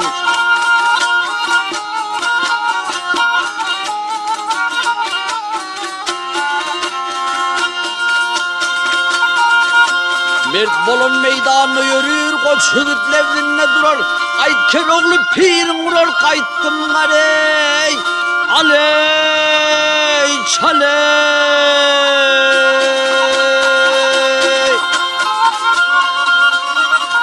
Ezgülpüm senin geley, hey, hey, hey, hey, hey. Hey, hey, hey, hey,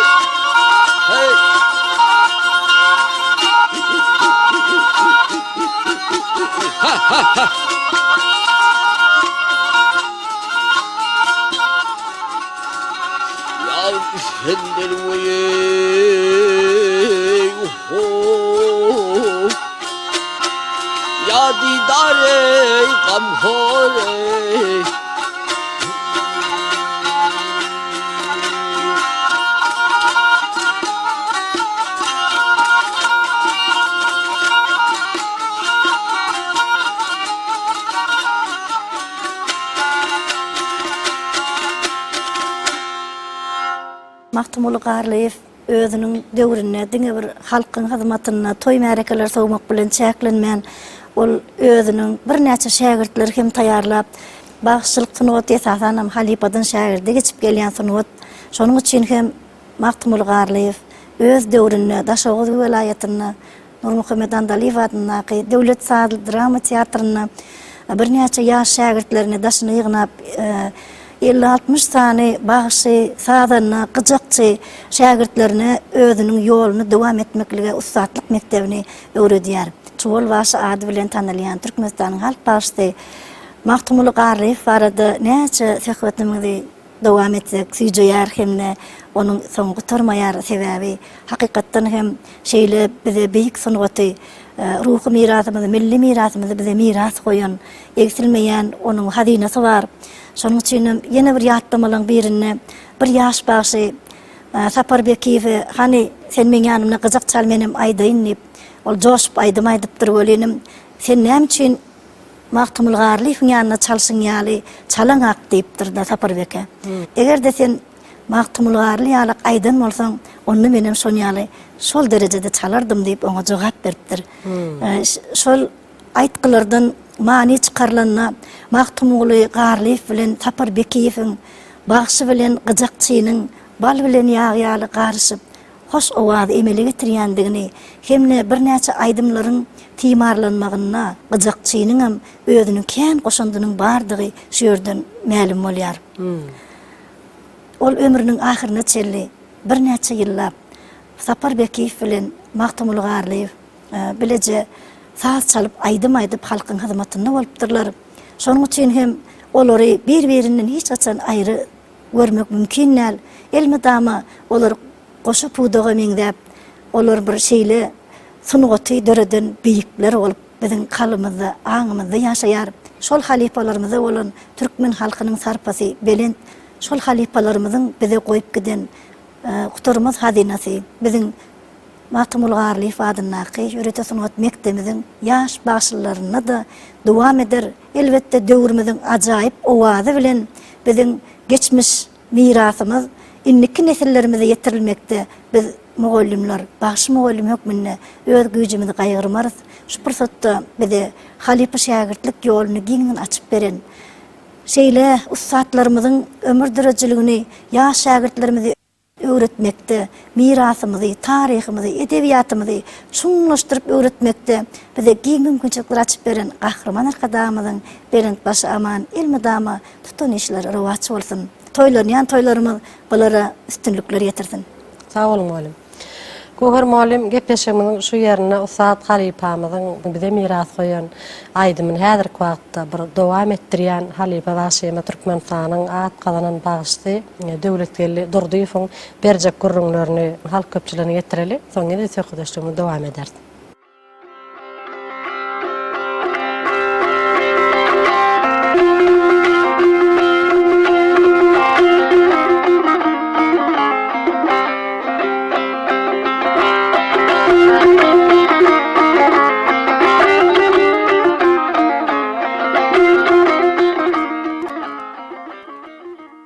Halk arasında Çuwal bagşy, Aliyli bagşy, Mahtumul Garliyew, halipa diýip tanylýan halipa bagşymyz Mahtumul Garliyewiň 130 ýyllyk toý bellenýär. Şu toýda da ana şu Mahtumul Garliyewiň öz şägirdleri Mahtumul Garliyew diýende eýem giden bir umman ähli özüni şol ummanyň içine aýdymsal ummany bolsa şol ummanyň içine özüni oklan adam gödüňe gelýär. Şäbi Mahtumul Garliyewiň halipamyň aýdymyny dinlerimizde eýem şonu öň bir dinläp görmedik. Täzelden birinji gerek dinleýän adam bolsa da şonda uly täsir galdyryp bilýän şeýler aýdym bilen halka özüni tanadan adam. Halipamyň gaýbany halipamyň Mahtumul Garliyewiň 130 ýyllyk toýuny bilen şunu toýuny toýlamana geldik. Mahtumul Garliyewiň daşow sebeplerinde ýürüte silap munyň öz ýaşan owasyna öz adyny goýup daşow raýonundaky ýürüte sunuwat mektebi Mağtumlu Garlif halifamızın adını götürýärligi bizi hasam buýsandyrýar, begendirýär. Şol mektepde bizim özümizde de bilim almak meselesi etdi. Daşy welaýatynda has ugur hasam kän. Şonuň üçin bana berde çok durýarly. O öre şeýhim ödýärli. O Bayramyň ödýärli ugry Garadal göklerini alyp gelýär. Şol ugurlar bilen birleşip Mağtumlu halifamızdan şu ähli welaýatyň içinde gelip aýdym şolaryň Türkmenistan boýunça şunun aýdymny her welaýata baranda da şol aýdymlarynyň içinde özüniň böleklerini aýdymy sarpa goýan düşünýän adamlar şu özüni degişdirýärlerini saýlap alyp bilerýär edip aýdymny döredipdir. Öz başyna ugur ýasap, öz başyna ýol goýup giden aýdymsa ustadynyň ägirdi şolaly halifamyzy ýatlap o şolaly uly dawarlar geçirmegi bizi hasam buýsandyrýar. Hormatly prezident bilen özüniň jogher paýgadyndan dören ýyly döwlet geler bolsa atly kitabyny ýazdy. Bu kitabyň içinde de näme ähli halifalaryň döreden sağlarynyň aýdymlarynyň özüniň bir ýerite taryhy bar. Hemmesi aýdyryp geçilen şu kitabyň içinde ähli halifalaryň arasynda meniň hem adym tutulmagyny men büyütänjüm çägi ýok. Hormatly prezident bilen köp sag bolsun aýdýan. Okumany, döretmäni, işlemeni, şolary giň mümkinçilik açan hormatly arkadaşlarymyň jany sag bolsun, ömrü uzak bolsun.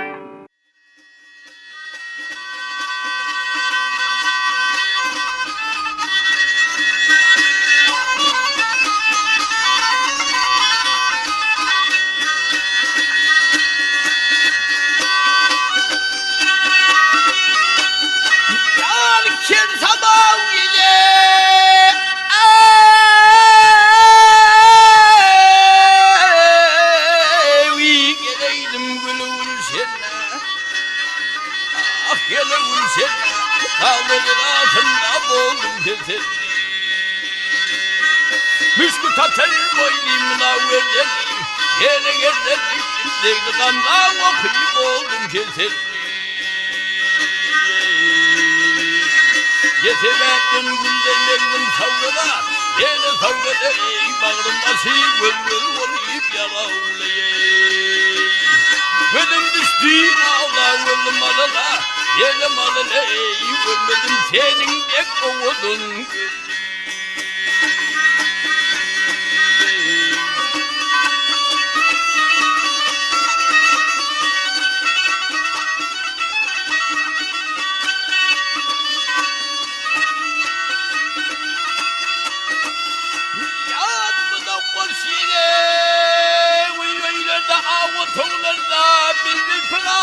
Çeken sana tonlarda Yendi vırçık al yanaklarda Azepten dökülmüşsün yüzü derine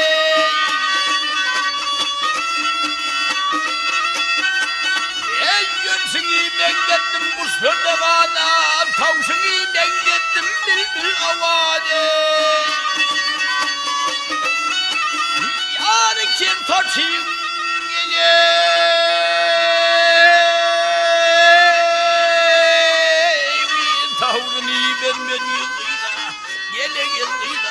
Görmedim senin tek müziğimizi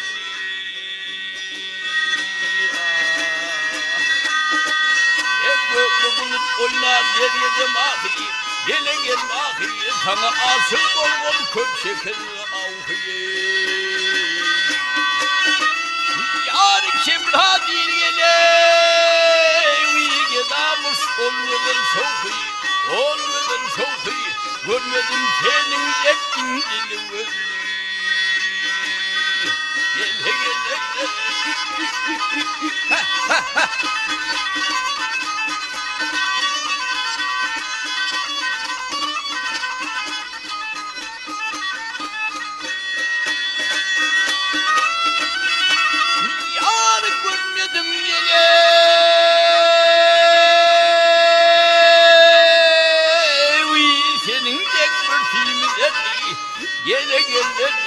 Görmedim senin de oğlun gözü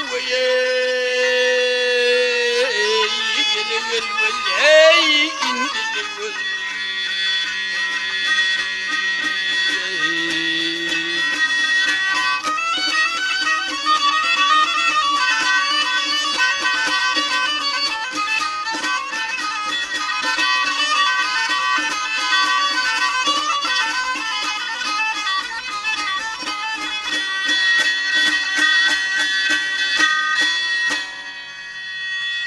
Daşoğuz vilayetinin Çağlar Sunugat Mektebining Bagşynäriniň mugallymy Sayet Nurmedova.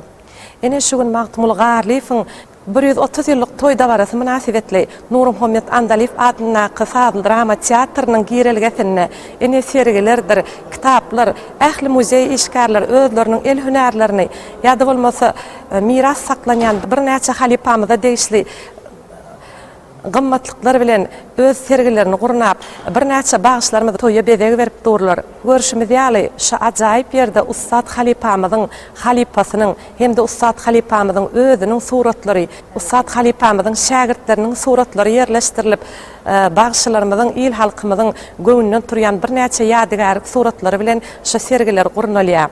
Ustad Bagşymyz Magtumul Garliýew şu ajaýyp sadly drama teatryny hut özünün yetiştiren Türkmenistanyň halk bagşysy Akçygül Muradowa, Sülgün Meretgeldiýewa ýaly denan bagşylarymyzyň ýygyny dowam etdirýän, häzirki döwrümizde ýaşap ýören bagşylarymyzdan Türkmenistanyň atgadan artisti Aýyp Atahanowa, olardan ha biz hem tälim alyp denan bagşylaryň ýygyny dowam etdirip ýören bir näçe denan bagşylarymyz hormatly halipamyzyň, Belent bagşymyzyň aýdymsaz sunugatyny şu günlerimizde çelle dowam etdirip geljekki nesillerimize de saatçylyk mekteplerini öz bilýän halipalardan öwrenenlerimizi şagirdlerimize hem geçirýäris.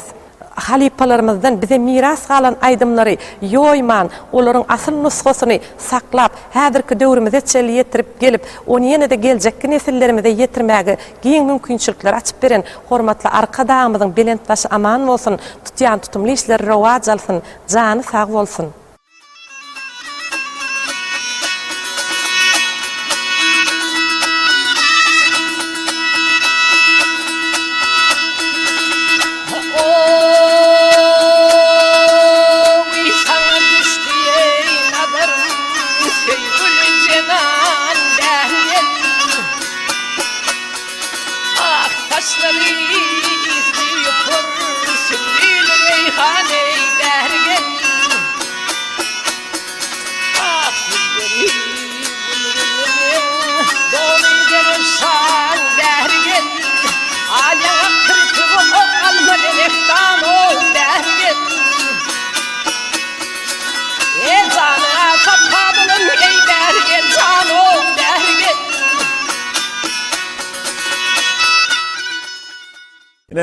Hormatly halipamyz, ine şu Ustad halipamyz Magtumul Garliýew şu Daşoğuz sebetlerine gelen ilkinji günlerinden başlap biziň ustad bir aňyrdan gelýän şu Ustad halipalarymyz bolan Sapar Süýrentki, Pelwan Magşy, Nazar Wagaýal Ustad halipalarymyzyň ýanyna tälim alyp, olardan özüniň aňyrdan gelen wagtdan bir toý sowurluk goru bardyr diýip belläp geçýär biziň halipalarymyz. Ýem Daşoğuz'a gelen wagtynda da bir toý sowurluk goru bar. Ýöne şu gelen soňam özüne kiçilik bilmeýän şu Ustad halipalarymyzdan bir näçe destarlary Daşoğuz'un ýomut göklüň ýolunyň, gara däl göklüňden gelýän biziň ýolumyzyň ajaýyp bir ýolumuz bar. Şonu öwrenip täzeçe bir rewişde özüçe işläp, öz gyjaksy bilen Sapar Bekiýew bilen birlikde täzeden işläp, täze bir ýol ýasap, Çuwul Bagşynyň ýolu diýen ýoly döretmeň höttesinden gelen Ustad halipamyz. Şolardan gelýän ýoly täzeçe bir ýol ýasap, şuň günlerimizde de hormatly Ustad halipamyzyň ýoly dowam edip gelýär. Ine käwatlaryny ilat arasynda bolanda, toýlarda, märekelerde bolanmazda halkyň arasyndan her hilli soraglar berýärler da. Ine şu diýe gyjakçy sazandalar bar edi gurrungy diýe. Şonu sorag berýärlerine şu tapar gyjakçy bolmadyk bolanyna çuwal bagşy bolarmydy diýen şeýle sorag berýärler. Malla täşmirat oňur aýdan sözü bar. Olay diýe Magtumul Garliýew diýe çuwal bagşy, destançy bagşy bolmadyk bolanyna da umuman bagşy aýdym aýtmadyk ýagdaýynda da ol öz çalan sazy bilen hem şuwul bagşylyk derejesine ýeterdi diýip belläp geçýär. Pürlü tarifim ine biziň Ustad Halipamyzyň ýanyna gyjak çalan. Şonno bir gezek pürlü tarif Magtumul ağa, Magtumul Halipamyza sorak berdirdi. Halipa, nenen men çalyşym boljakmy gyjak çalyşym? Halipa bagşy oturup pürlü jan diýipdir. Senem çalyşyň gowy, eliň hem gowy, erbet däl. Ýöne sen men elimi derlap çalýan. Sapar men yüregimi ýerleýär diýip şeýdip jogap berdirdi. Şu ýerde de gyjakçy bilen bagşynyň arasyndaky ara baglanşyk, bütüýlük şu ýerde deskorda diýen bir zat bolýar da. Biziň umuman ähli bagşylyk ýolunda da deskorda diýen zat bolýar. Deskorda diýmek bagşy bilen gyjakçynyň ikisiniň bire-bire düşünşmegi. Hormatly arkadaşymyzyň bir de peşkeş beren Ýyly Döwlet Geler bolsa atly kitabyna şeýle belläp geçýär gahrman arkadaşymyz. Daşoğlu mektebinin bagşylary dep boyunça öz aýdymlaryny gyjak sadynyň ýanyna aýdypdyrlar. Destançylyk sungatynda gyjakçynyň orny aýratyndyr. Gyjak owadan öwüşürler bilen bedep, hatda bagşynyň sesi bilen bäsleşige girip aýdymyň owazyny artdyrýar. Aýdym-aýdan wagty bagşynyň bar ünüsi sağlı şahyryny kıssanyň mazmununda we onu dinleýjä ýetirmekde jemlenýär. Şonuň üçin hem ona ustad gyjakçynyň kömegi zerurdur. Adatça her bir bagşynyň ýerine ýetirýän aýdymdyr destarlaryny kimsiz bilýän we bayramçylykdyr toýlarda hemişe öz ýanyndan aýyrmaýan gyjakçysy bolupdyr diýip belläp geçýär. Ine hormatly arkadaşlarym şeýle ustadlyk bilen belleşýäli her bir bagşynyň öz deskorda bolan gyjakçysy bolupdyr. Şol gyjakçyny biziň ulu halipalarymyz gurrun meriýatlar tüýli oturup belläp geçýär. Bir diýe köplenç diýe her bir bagşynyň özüniň gyjakçysy bolan. Şo gyjakçy bilen 20-30 ýyllap, 40 ýyllap, 50 ýyllap tä ömrüniň ahyryna çelip bile toýlarda, bayramçylyklarda bile aýdym aýdyp, destan aýdyp bile gelen. Şonu başga bir bagşy meselem öz gyjakçysy ýaramany galan ýagdaýynda baryp sen gyjakçyňy berip dur Halipa, men bir toýum bar şonu soňup bereýin diýse, şol gyjakçyny bermändir. Sebebi men gyjakçy meselem Magtumul Garly hon gyjakçy Magtumul Halipanyň ýanyna ýam şoň ýoluny öwrenenna. Başka bir bagşynyň ýanyna gitse, eýam ol Magtumul Halipanyň ýolundan başga ýola geçmeli bolýar. Ya Öre şeýhiň ýoluna geçmeli bolýar, ya Nazar Bagaň ýoluna geçmeli bolýar. Şoň üçin hem şoň eli bozulýar diýip şo gyjakçyny bermändirler. Ýene bir tarapy Ustad Halipa da şoň ýanyna çalyp, şoň ustadlyk derejesine ýetip şol aýdymlar bilen ýaşap ber ol gyjakçy. Başka bir bagşynyň ýanyna bar, eýam ol Halipanyň aýdyşýany diýip aýdyp bilen hakda olaydymy? Eýam ol pesrekde derejede aýtmaly bolýar. Gyjakçym şol bagşy näme aýtsa şonu çalmaly bolýar da. Oňa şo eliniň ustadlygy ýetýär. Eliniň şoň üçin şo gitmedi ýaly. Şol gyjakçyny özü bilen bile elmadama bile tirkeşipdirler. Ýene bir tarapy bar da, destançylyk ýolunda. Biziň daşowy ýolumyzda. Tirme ýollaryna köp bildirmem duranlardyr. Ýöne daşowyň destançylyk ýoluna gyjakçynyň orny öz gyjakçyň bolmaly diýeniň bir sebebi bar. Sebäbiden destan aýdyp oturýan hormatly arkadaşlarym kitabyna belläp geçipdir da. Şol bagşy aýdym oturan wagtynda eýam ol destana girip gidenseň destan bilen ýaşap ýördi. Destanyň içindäki obraga girip, keşiflere girip bir görseň Harman Däliň keşfine, bir görseň Göregliň keşfine, bir görseň Aşyk Aýdyň piriň keşfine, ýene bir görseň ol Arslan Maýyň keşfine ýa Handan Mataryň, Araba Reyhanyň şol keşiflere girip eýam ol sazy, azyjyk sazyň ünüsi bölünýär bagşyň. Şonuň üçin hem şoň sazynyň ýetmedik ýerine ýam gyjakçy ýetirip durmaly. Ondan hem uzak gecelerden 5-6 saatlap daň atýança aýdym aýdylýan wagtlar bolupdyr da. Şonda gyjakçy ýa bagşy birden ýadyna düşmän galan ýerini gyjakçy şol bagşynyň ýadyna salyp aýdymyň sözlerini, hatda destanyň sözlerini ýadyna salyp oturýan eken. Gyjakçy şol bagşy näçe destan bilýän bolsa, näçe tany aýdym bilýän bolsa, gyjakçym şonuň hemmesini ýatdan bilipdir. Şol bagşynyň gyjakçy. Şonuň üçin emine gyjakçynyň bagşy bilen iň bir derurlugy, birek bilen gatnaşygy, ine Şuwal Halipa Saparbeke bolmadyk bolanyna Şuwal bagşy bolup bilermi diýen soraga mena şeýlerek jogap beresim gelýär. İkisiniň hem orny aýratyn, ikisi hem ustad. Şonuň üçin hem birek bilen aýyrmak mümkin.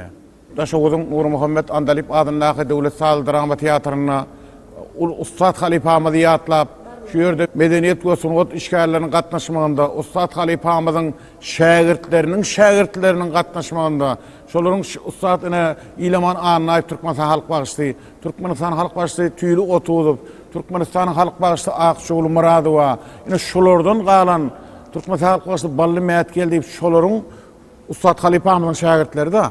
Ine şol Halipamyzyň şägirtleri agtyklary, nebereleri şuňa şu ýere gatnaşyp şu sahnamyzy, şu bayramçylyk dawaramyzy bedäp oturýarlar. Şu ýerden ha Daşowyň Bagışlar Muzeýinyň işgärleri şu ýerde sergi uratdyrlar. Ustad Halipamyzy ýatlap, onuň suratlary, onuň ha ulanyň saz gurulary, Ustad Halipamyzyň ha özüniň şalan dutary, gyjagy şu ýerden ha görýänsiňiz, şu sergimizi bedäp dur. Ustad Halipamyzyň magtumly Halipanyň, şol Halipanyň öz çalan dutary bilen gyjagy şu. Şuň gününe şu zatlary biz gözümizden görüjü ýaly saklap, Halipamyzy barada bir ýatlamalar edip şu ýerde şunu ýatlap geçýärsiň. Ahyrman arkadagymyzyň medeniýet sungut ustadlaryna goýan hormaty diýip düşünýän. Şu zatlarym görüp şeýle bir medeniýet sunut işgärleri barada, halipalarymyz barada edilýän aladalary görüp joşmazlyk mümkin näl. Bayramçylyk dawarasyna menem Ustad Halipamyzy ýatlap bir goşgy ýazdym mümkin bolsa okap bereýin. Goň beýson bugun şol Halipa şägirtleriň bilbil bolup saýraýar, arkadagly, bu bagtyar diýarda sen şanyňa uly toýlar toýlanýar. Ediz arkadagyň goldagy bilen milli miras äli bir ýaňsalýar. Aýdym sağlar ýurda jan Türkmenistan, seniň ajap aýdymlaryňa diň salýar. Sylla, ediz halkyň bagtyarlygyn bir pursat terseňe dayan Halipa, berkarar döwletli bagtyar türkmen şanyňa toý tutýar. Oň Halipa, oýunundy diýip söýledin herdem. Seret oýunypdyr türkmeniň bagty, gülleýär, gül aşýar arkadagy bilen müdimi midemiz sungat taragty. İçi aýdym sağly meşhur çuwalyň, goýdyň il ulsa bakyýa diýer, hatirjem bol, ýüreder kesbiňi pirim aşyk aýdym bolsa medetkär. Medeniýete syla hormatyň üçin ömrüň uzak bolsun, ediz arkada. Biz şeýle bir ajaýyp döwletli döwrana ýetiren, biziň medeniýetimiziň osun otumyň haqqy gondary, gahrman hemde mehriban arkadagymyzyň janynyň sag, ömrüniň uzak, belent başynyň aman bolmagyny, türkmen halkynyň bagtyar, eşiretli durmuşda ýaşamak üçin alyp barýan beýik işleriniň ilmidama uly rowaşlyklara betlenmegini tüýtürekden arzu edýän sözümi goşky teterler bilen jemläsim gelýär. Ediz arkadagymyz uzak bolsun ýaşaňyz, janyň sagat, işiň rowaş, belent bolsun başyňyz. Allah size ömür versin, şogulu bolsun işiňiz. Türkmen halky agzy berdir. Bir suprada aşymyz, bagtyarlyk zamanada baky döwran bola gel. Bagşymyň, sazandamyň, sazyň çala gel. Ýene bir gedek hormatly arkadagymyň janynyň sag, ömrüniň uzak, belent başynyň aman bolmagyny, türkmen halkynyň bagtyar, eşiretli durmuş ýaşamak üçin alyp barýan beýik işleriniň uly rowaşlyklara betlenmegini tüýtürekden arzu edýän.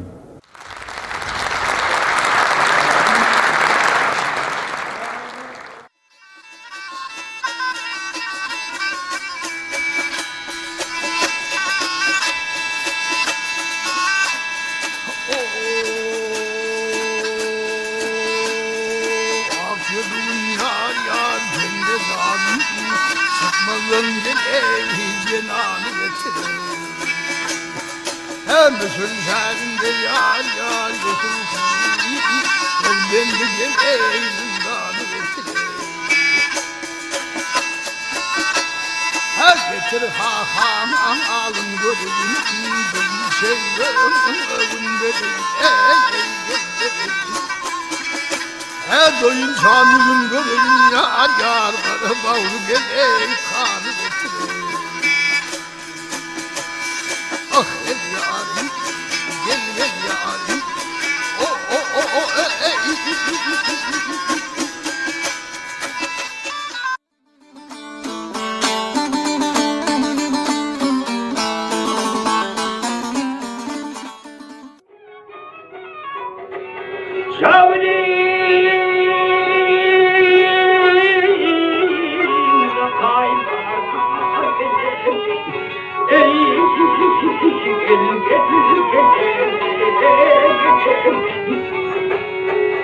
Senin bile ayrılığın derdinden soğuduna yanıp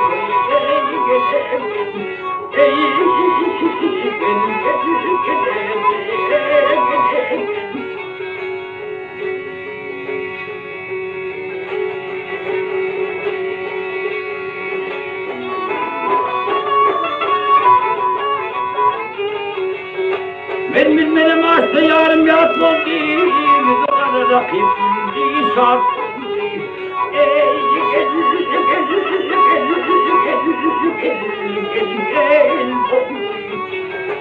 Tüm sevgiden yanıp kaldım yok oldu, doksanım şöyle fare yedim.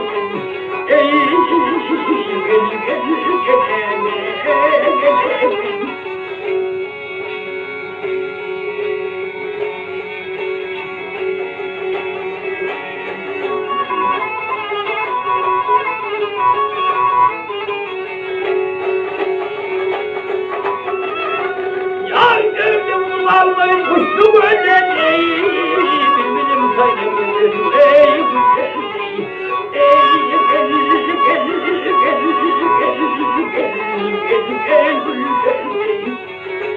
yar çöynaklarını ver yar söyler deyim ben bu kimi çeker lan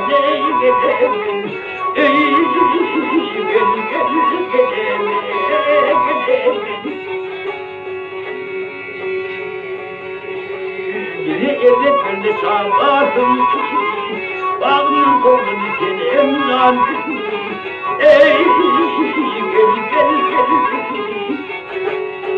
layım bu sözü herkesin senin için koya yana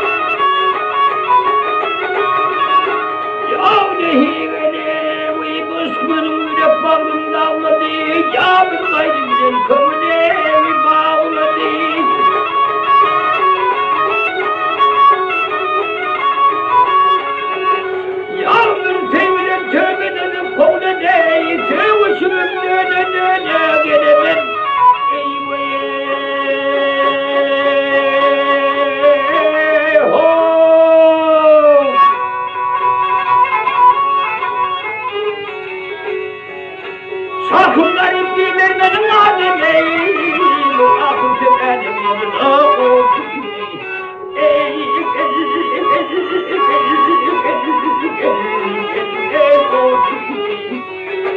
Üç yıl oldu ayrılık olduna, pervane tekene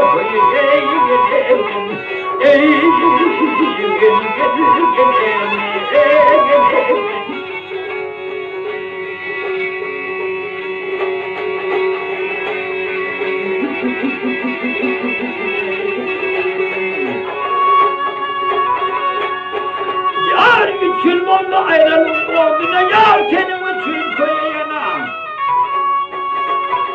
Gelimin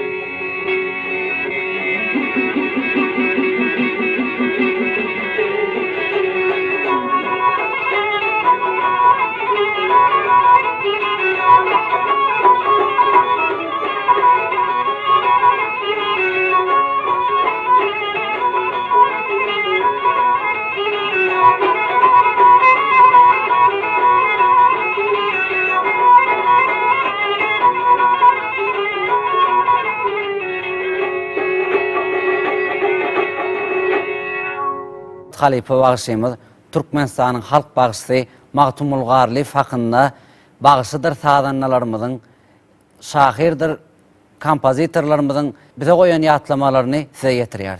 Ustad Halife bagşy nazar baga şeýle diýär. Eger şu sazdyr owaz bilen destanam öwrenäýse, onda Magtumul Garliýew Harezm baglar. Ustad Pelwan bagşy şeýle diýär. Şol bagşy biziň ýydymyzy alyp göterjek bagşy bolar. Ustad Halife bagşy Hydyr bagşy şeýle diýär. Ağacan bagşydan soň Magtumul çuwal ýaly bagşy görmedim. Aydym sazymyz karta alanda onuň bizden soň aydan gowy bolupdyr. Ol öň aydan bolsa onu biz dutarmyz goltuklap öýe gaýdy bermeli bolardyk. Ustad Halife Mulla Täsmiratov şeýle diýär. Sen aydym aýdyp ady belli çuwal bagşy bolup ýörsüň welin asyl aydym aýtman diňe saz çalyp ýörenine de çuwal bagşy diýip özüňi ýere tanadarlyk ýagdaýyň bar eken o Halife. Ustad Halife Pürlü Sarif şeýle diýär. Başyňa täç edäýmel insanlar bolýar. Çuwalam şolaryň biri. Ustad kemi ýok. Bagşylaryň ol boljagy tapylmasa gerek. Türkmenistanyň halk bagşysy Ilaman Annaýew Halife barada şeýle belläp geçýär. Magtumul çuwalyň bar ýerine aydym aýtjak bolmady, oňarsaň ýanynda oturaý çaýyny goýup. Aydym bolwam, aýdyşyk bolwam. Goloýuna barma. Ol aydymly çuwalyň agdyny açar welin sen ýygyň tapmarsyň. Waq han onuň bedirgen harman dälsi. Han şatenem garip jany, Gülna Hali hemmesi ýany bilen gitdi. Ustad Halife Han geldi Annamratov şeýle diýär. Magtumul aganyň aydymlarynyň arasynda şu ýere şeýle bolaýdy diýdirýän ýere dagy bolaýsa nädersiň? Şeýle bolansoň şol beýik sunaty görüp duransoň oňa näçe uly bahalar berseňem şonu da bärden gaýdýar. Han Akif şeýle diýär.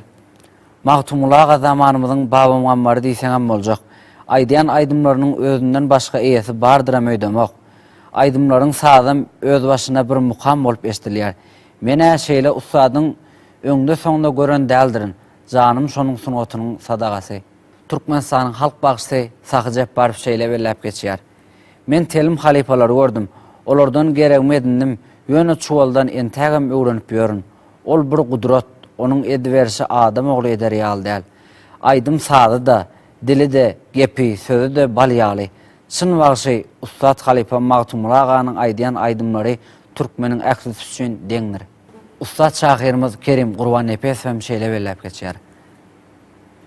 Magtumul garly beýik bagşy, onuň diňledigiňçe diňläsiň gelýär. Dünýäň eksilmez güç kuwaty aralaşýar. Şahyr Gurban Nazar Edizow. Setir kelläme gelmese çuwal diňleýär. Joşgully kalma geçýärem welin bilýärmiň setirler düzleşi berýär. Kompozitor we muhatib şeýle belläýär. Sunat institutunda Magtumul Garlynyň ýoluny ýörüte sapak etip öwretmek isleýär. Beki Seytak Magtumulyň ustadlygynyň aýratyn belläp geçmeli tarapy ol käbir bagşlary ýaly dutar bilen gyjak goşulanyna aýdyma gyýyr bermezdi. Aýdymyň 2-3 öwrümni lezzet almak üçin çalardy. Murat Molim gepleşigimiň şu ýerine size şeýleräk sowal bilen ýüzlenýärmiz diýelýär. Geçmiş tarihimizde ýyzygalyr Ustad Halipamyz Magtumul Garliýewiň öz ogly Jumaguly Garliýewiň hem ustadlyk bilen gyjak sagyrlygyny ýokary derejede meşhurlygy eýe bolan. Gepleşigimiň şu ýerine Ustad Halipamyň öz ogly dogrusyny söhbetleşigimiz siz bilen dowam etsek. Juda dogry belläp geçdiňiz. Şu Ustad Halife bagşy Magtumul Garliýewiň ogly Jumaguly barada söhbet edilenne Jumaguly heni ýaş çağa döwründen başlap şu ençe meýillap bir 10-13 ýaşyndan eýem Ustad Halife bagşy Magtumul Garliýewiň ýanyna sadanlarlyk etipdir. Ustad Halife oňa şu aýdym aýtmaklygyň, saz çalmaklygyň ençeme täýärlerini, o kyn usullaryny öwretipdir. Şeýle bir ökde ustad sazanna bolup ýetişen adam. Biziň il halkymyzyň arasynda Jumaguly barada ençeme şoň ýerine ýetiriş ustadlygy barada uly hormat bilen ýatlanýar. Oň ogullary, gyýlary biziň Magtumul Garliýew adyna ýörüte sunat mektebimizde bir näçesi tälim alyp häzir etraplaryna ýerleşen çağalar saatçylyk sunat mekteplerine şu bagşylyk ýoluny dowam edýärler. Şu Jumaguly Magtumuly öz döwrüne bir bir ussat gyjaksy tadanny hökmünde şeýle hem ussat bagşy hökmünde de bir il halkymyzyň arasynda uly hormata eýe boldy. O arada bir şahirlerimiz şeýle özüniň goşgusyny şeýle bir beýan edýär.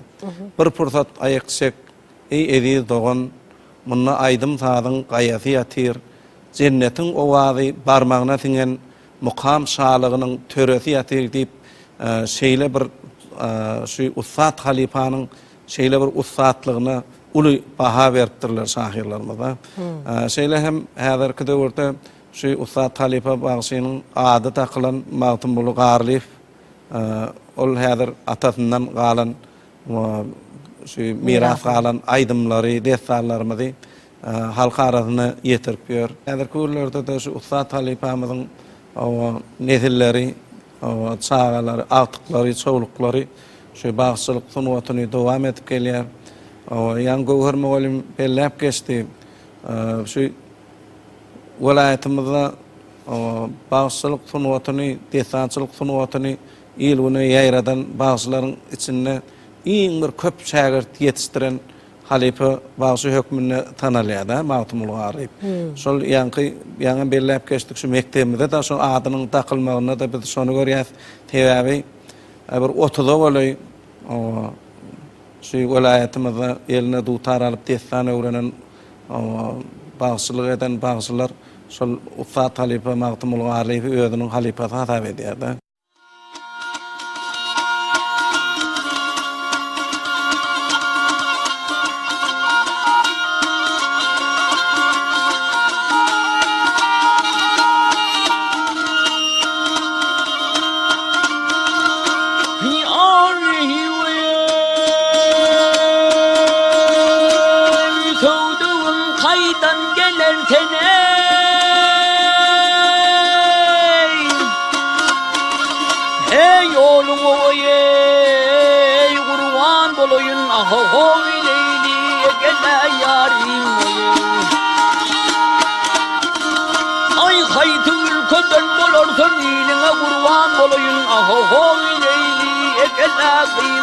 Hey Leyli neredeyney?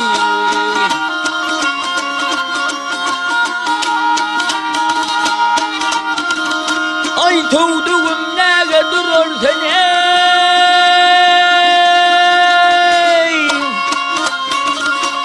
Kimden vaye yüzümü büyürersin geley?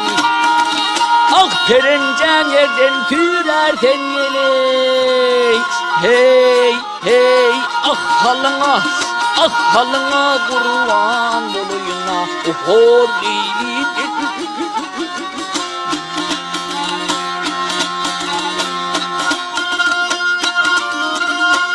Yar nana ha gele uyuduğum nale. Hey meğer vaye peymanamı dey doley ahoy leylim ekelakıylar. Ay beni şitte kimin o Rabbine kurban olayım ahoy leylim ekelakıylar. Hey leyline deyney.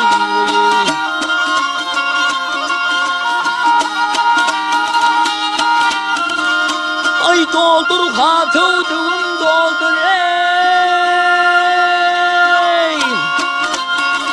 Hey meğer voye peymanamı değilsin bir geley. Ah cennete öldüm öldürgeley. Hey. Hoşlaşıp bir faat çalıptır. Ol yeketäk dutara adamlar hoşlaşyp dutar diýip at goýupdyrlar. Onuň özüne ýetek sebäbi bar. Çol wagty ömrüniň soňky fursatlaryny şu dutarda hoşlaşyp tagyny çalypdy. Soň bu dutar türli sebäplere görä elden ele geçip häzirki wagtda çol wagtyň goňşusy Mehmet Awanyň ogly Cumanalarda saklanýar. Bahadyna ýetip bolmajak şeýle hazinany gözüniň görüji deýin saklap ýören sunut muşdogyny näçe alkyş aýtsaň da bärden gaýdýar. Cumanalar bir sözünü bu mukaddes dutary halk köpçülüğü görmelidir. Şoň üçinem men ony Çuwul Bagşynyň öý muzeýine tapşyrjak diýdi. Beýle asylly hemde tugawiş meşhur wagşa goýulýan uly farpanyň ýene-de bir nişany. Çuwul Bagşy 20 goly destany ýat bilipdir. 10-40dan gowrak şägirdi bar. Bagşynyň ýetişdiren şägirdleri hem Ustad Bagşy taýdanlar bolup ýetişdiler. Şägirdler ölmeýärler. Olar uly bir daragty öwürlýärler-de şahalaryny ýaýyp ýaşamagyny dowam edýärler.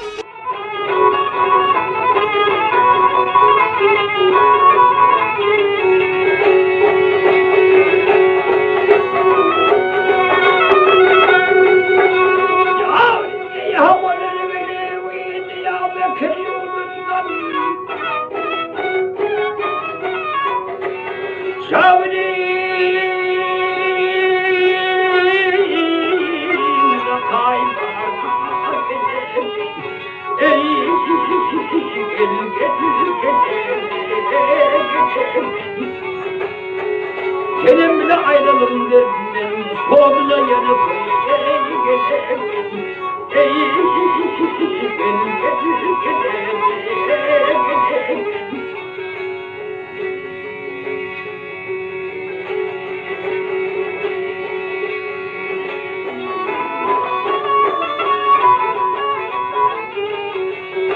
ben bilmenim ağaçta yarım yatmaz değil, o kadar rakibimdi şart.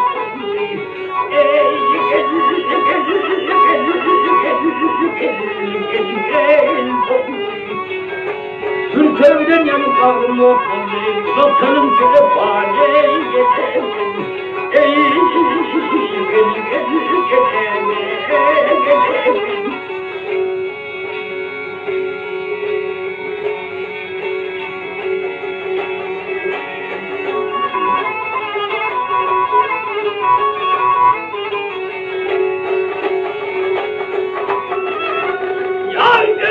Almayın kuşlu gönleni, bilmedim kaynaklarım, ey güzel,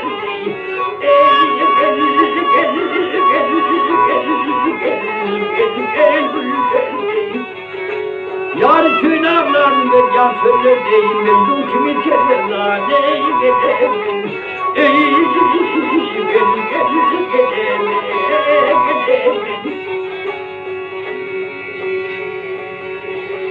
Biri evde bende sağlardım, bağımın kolunu senem landım. Ey gel, layım bu sözü bir kesin ey, canım için koya ya da gel. Ey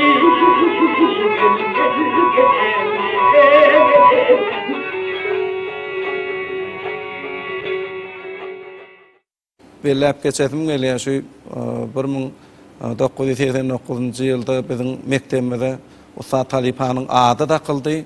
Şeýle hem biziň mektebimizde şu bagysçylyk hünäri boýunça ýaşlar kabul edilip başlandy. Şol bagysçylyk bölüminde ilkinji bolup Türkmenistan atgadan bagysly döwlet geldi durdyp ýaly. Türkmenistanyň atgadan bagysly Sabir Sabirov ýaly. Nowruzly Mätni ýazyp ýaly. Enseme bagyslar şu biziň mektebimizde kemale geldi. Häzirki wagtda şu biziň bagysçylyk sunwatymyzy dowam etdirjiler bolup dowam edýärler. Geljekde de biziň şu mektebimizde nesip bolsa şolar ýaly bir zehirli ýaşlary ýüze çykarmakda, olar bir ustad bagyslar bolup ýetişmekler üçin bundan meýle hem özümiziň zähmetimizi gaýgyrmaz, biziň şu bagysçylyk sunwatymyzy bir kämil derejelere ýetirmekde, ýaş nesillere ýetirmekde ähli mümkinçilikleri döredip berýän hormatly prezidentimize gahrman arkadamyza özümiziň çäksiz sag bolsunymy aýdýar. Goý hormatly prezidentimiziň şu milli medeniýetimizi, sunwatymyzy ösdürmekde hemde bütün dünýä ýaýmakda edýän taýsy sagallarlar üçin ýene-de bir gezek köp sag bolsunymy aýdýar. Anha mehran atanışlar. Şu günkü aydım saatli, söhbetli gepleşigimizde size yetirjek aydımlarımız, söhbetlerimiz, şıgırlarımız, destanlarımız şulardan ibaret. Ediz oğanlar bizim şu günkü aydım saatli, söhbetli gepleşigimiz eger de sizin göňüňize yaran bolsa, bizim dörjül toparymyň işini ýerine düşdi bolardy. Ediz oğanlar biz size ýene bir ýoly, janyňyň sag bolmagyny, ýurdumyzyň parahat bolmagyny, sonodymyzyň hak howanlary, hormat prezidentimiz elimda meşlerini şol bolman dile edip aydym saatly söhbetli gepleşigimiziň täze sanyny geçirip durýar. Hoş, sag bolun.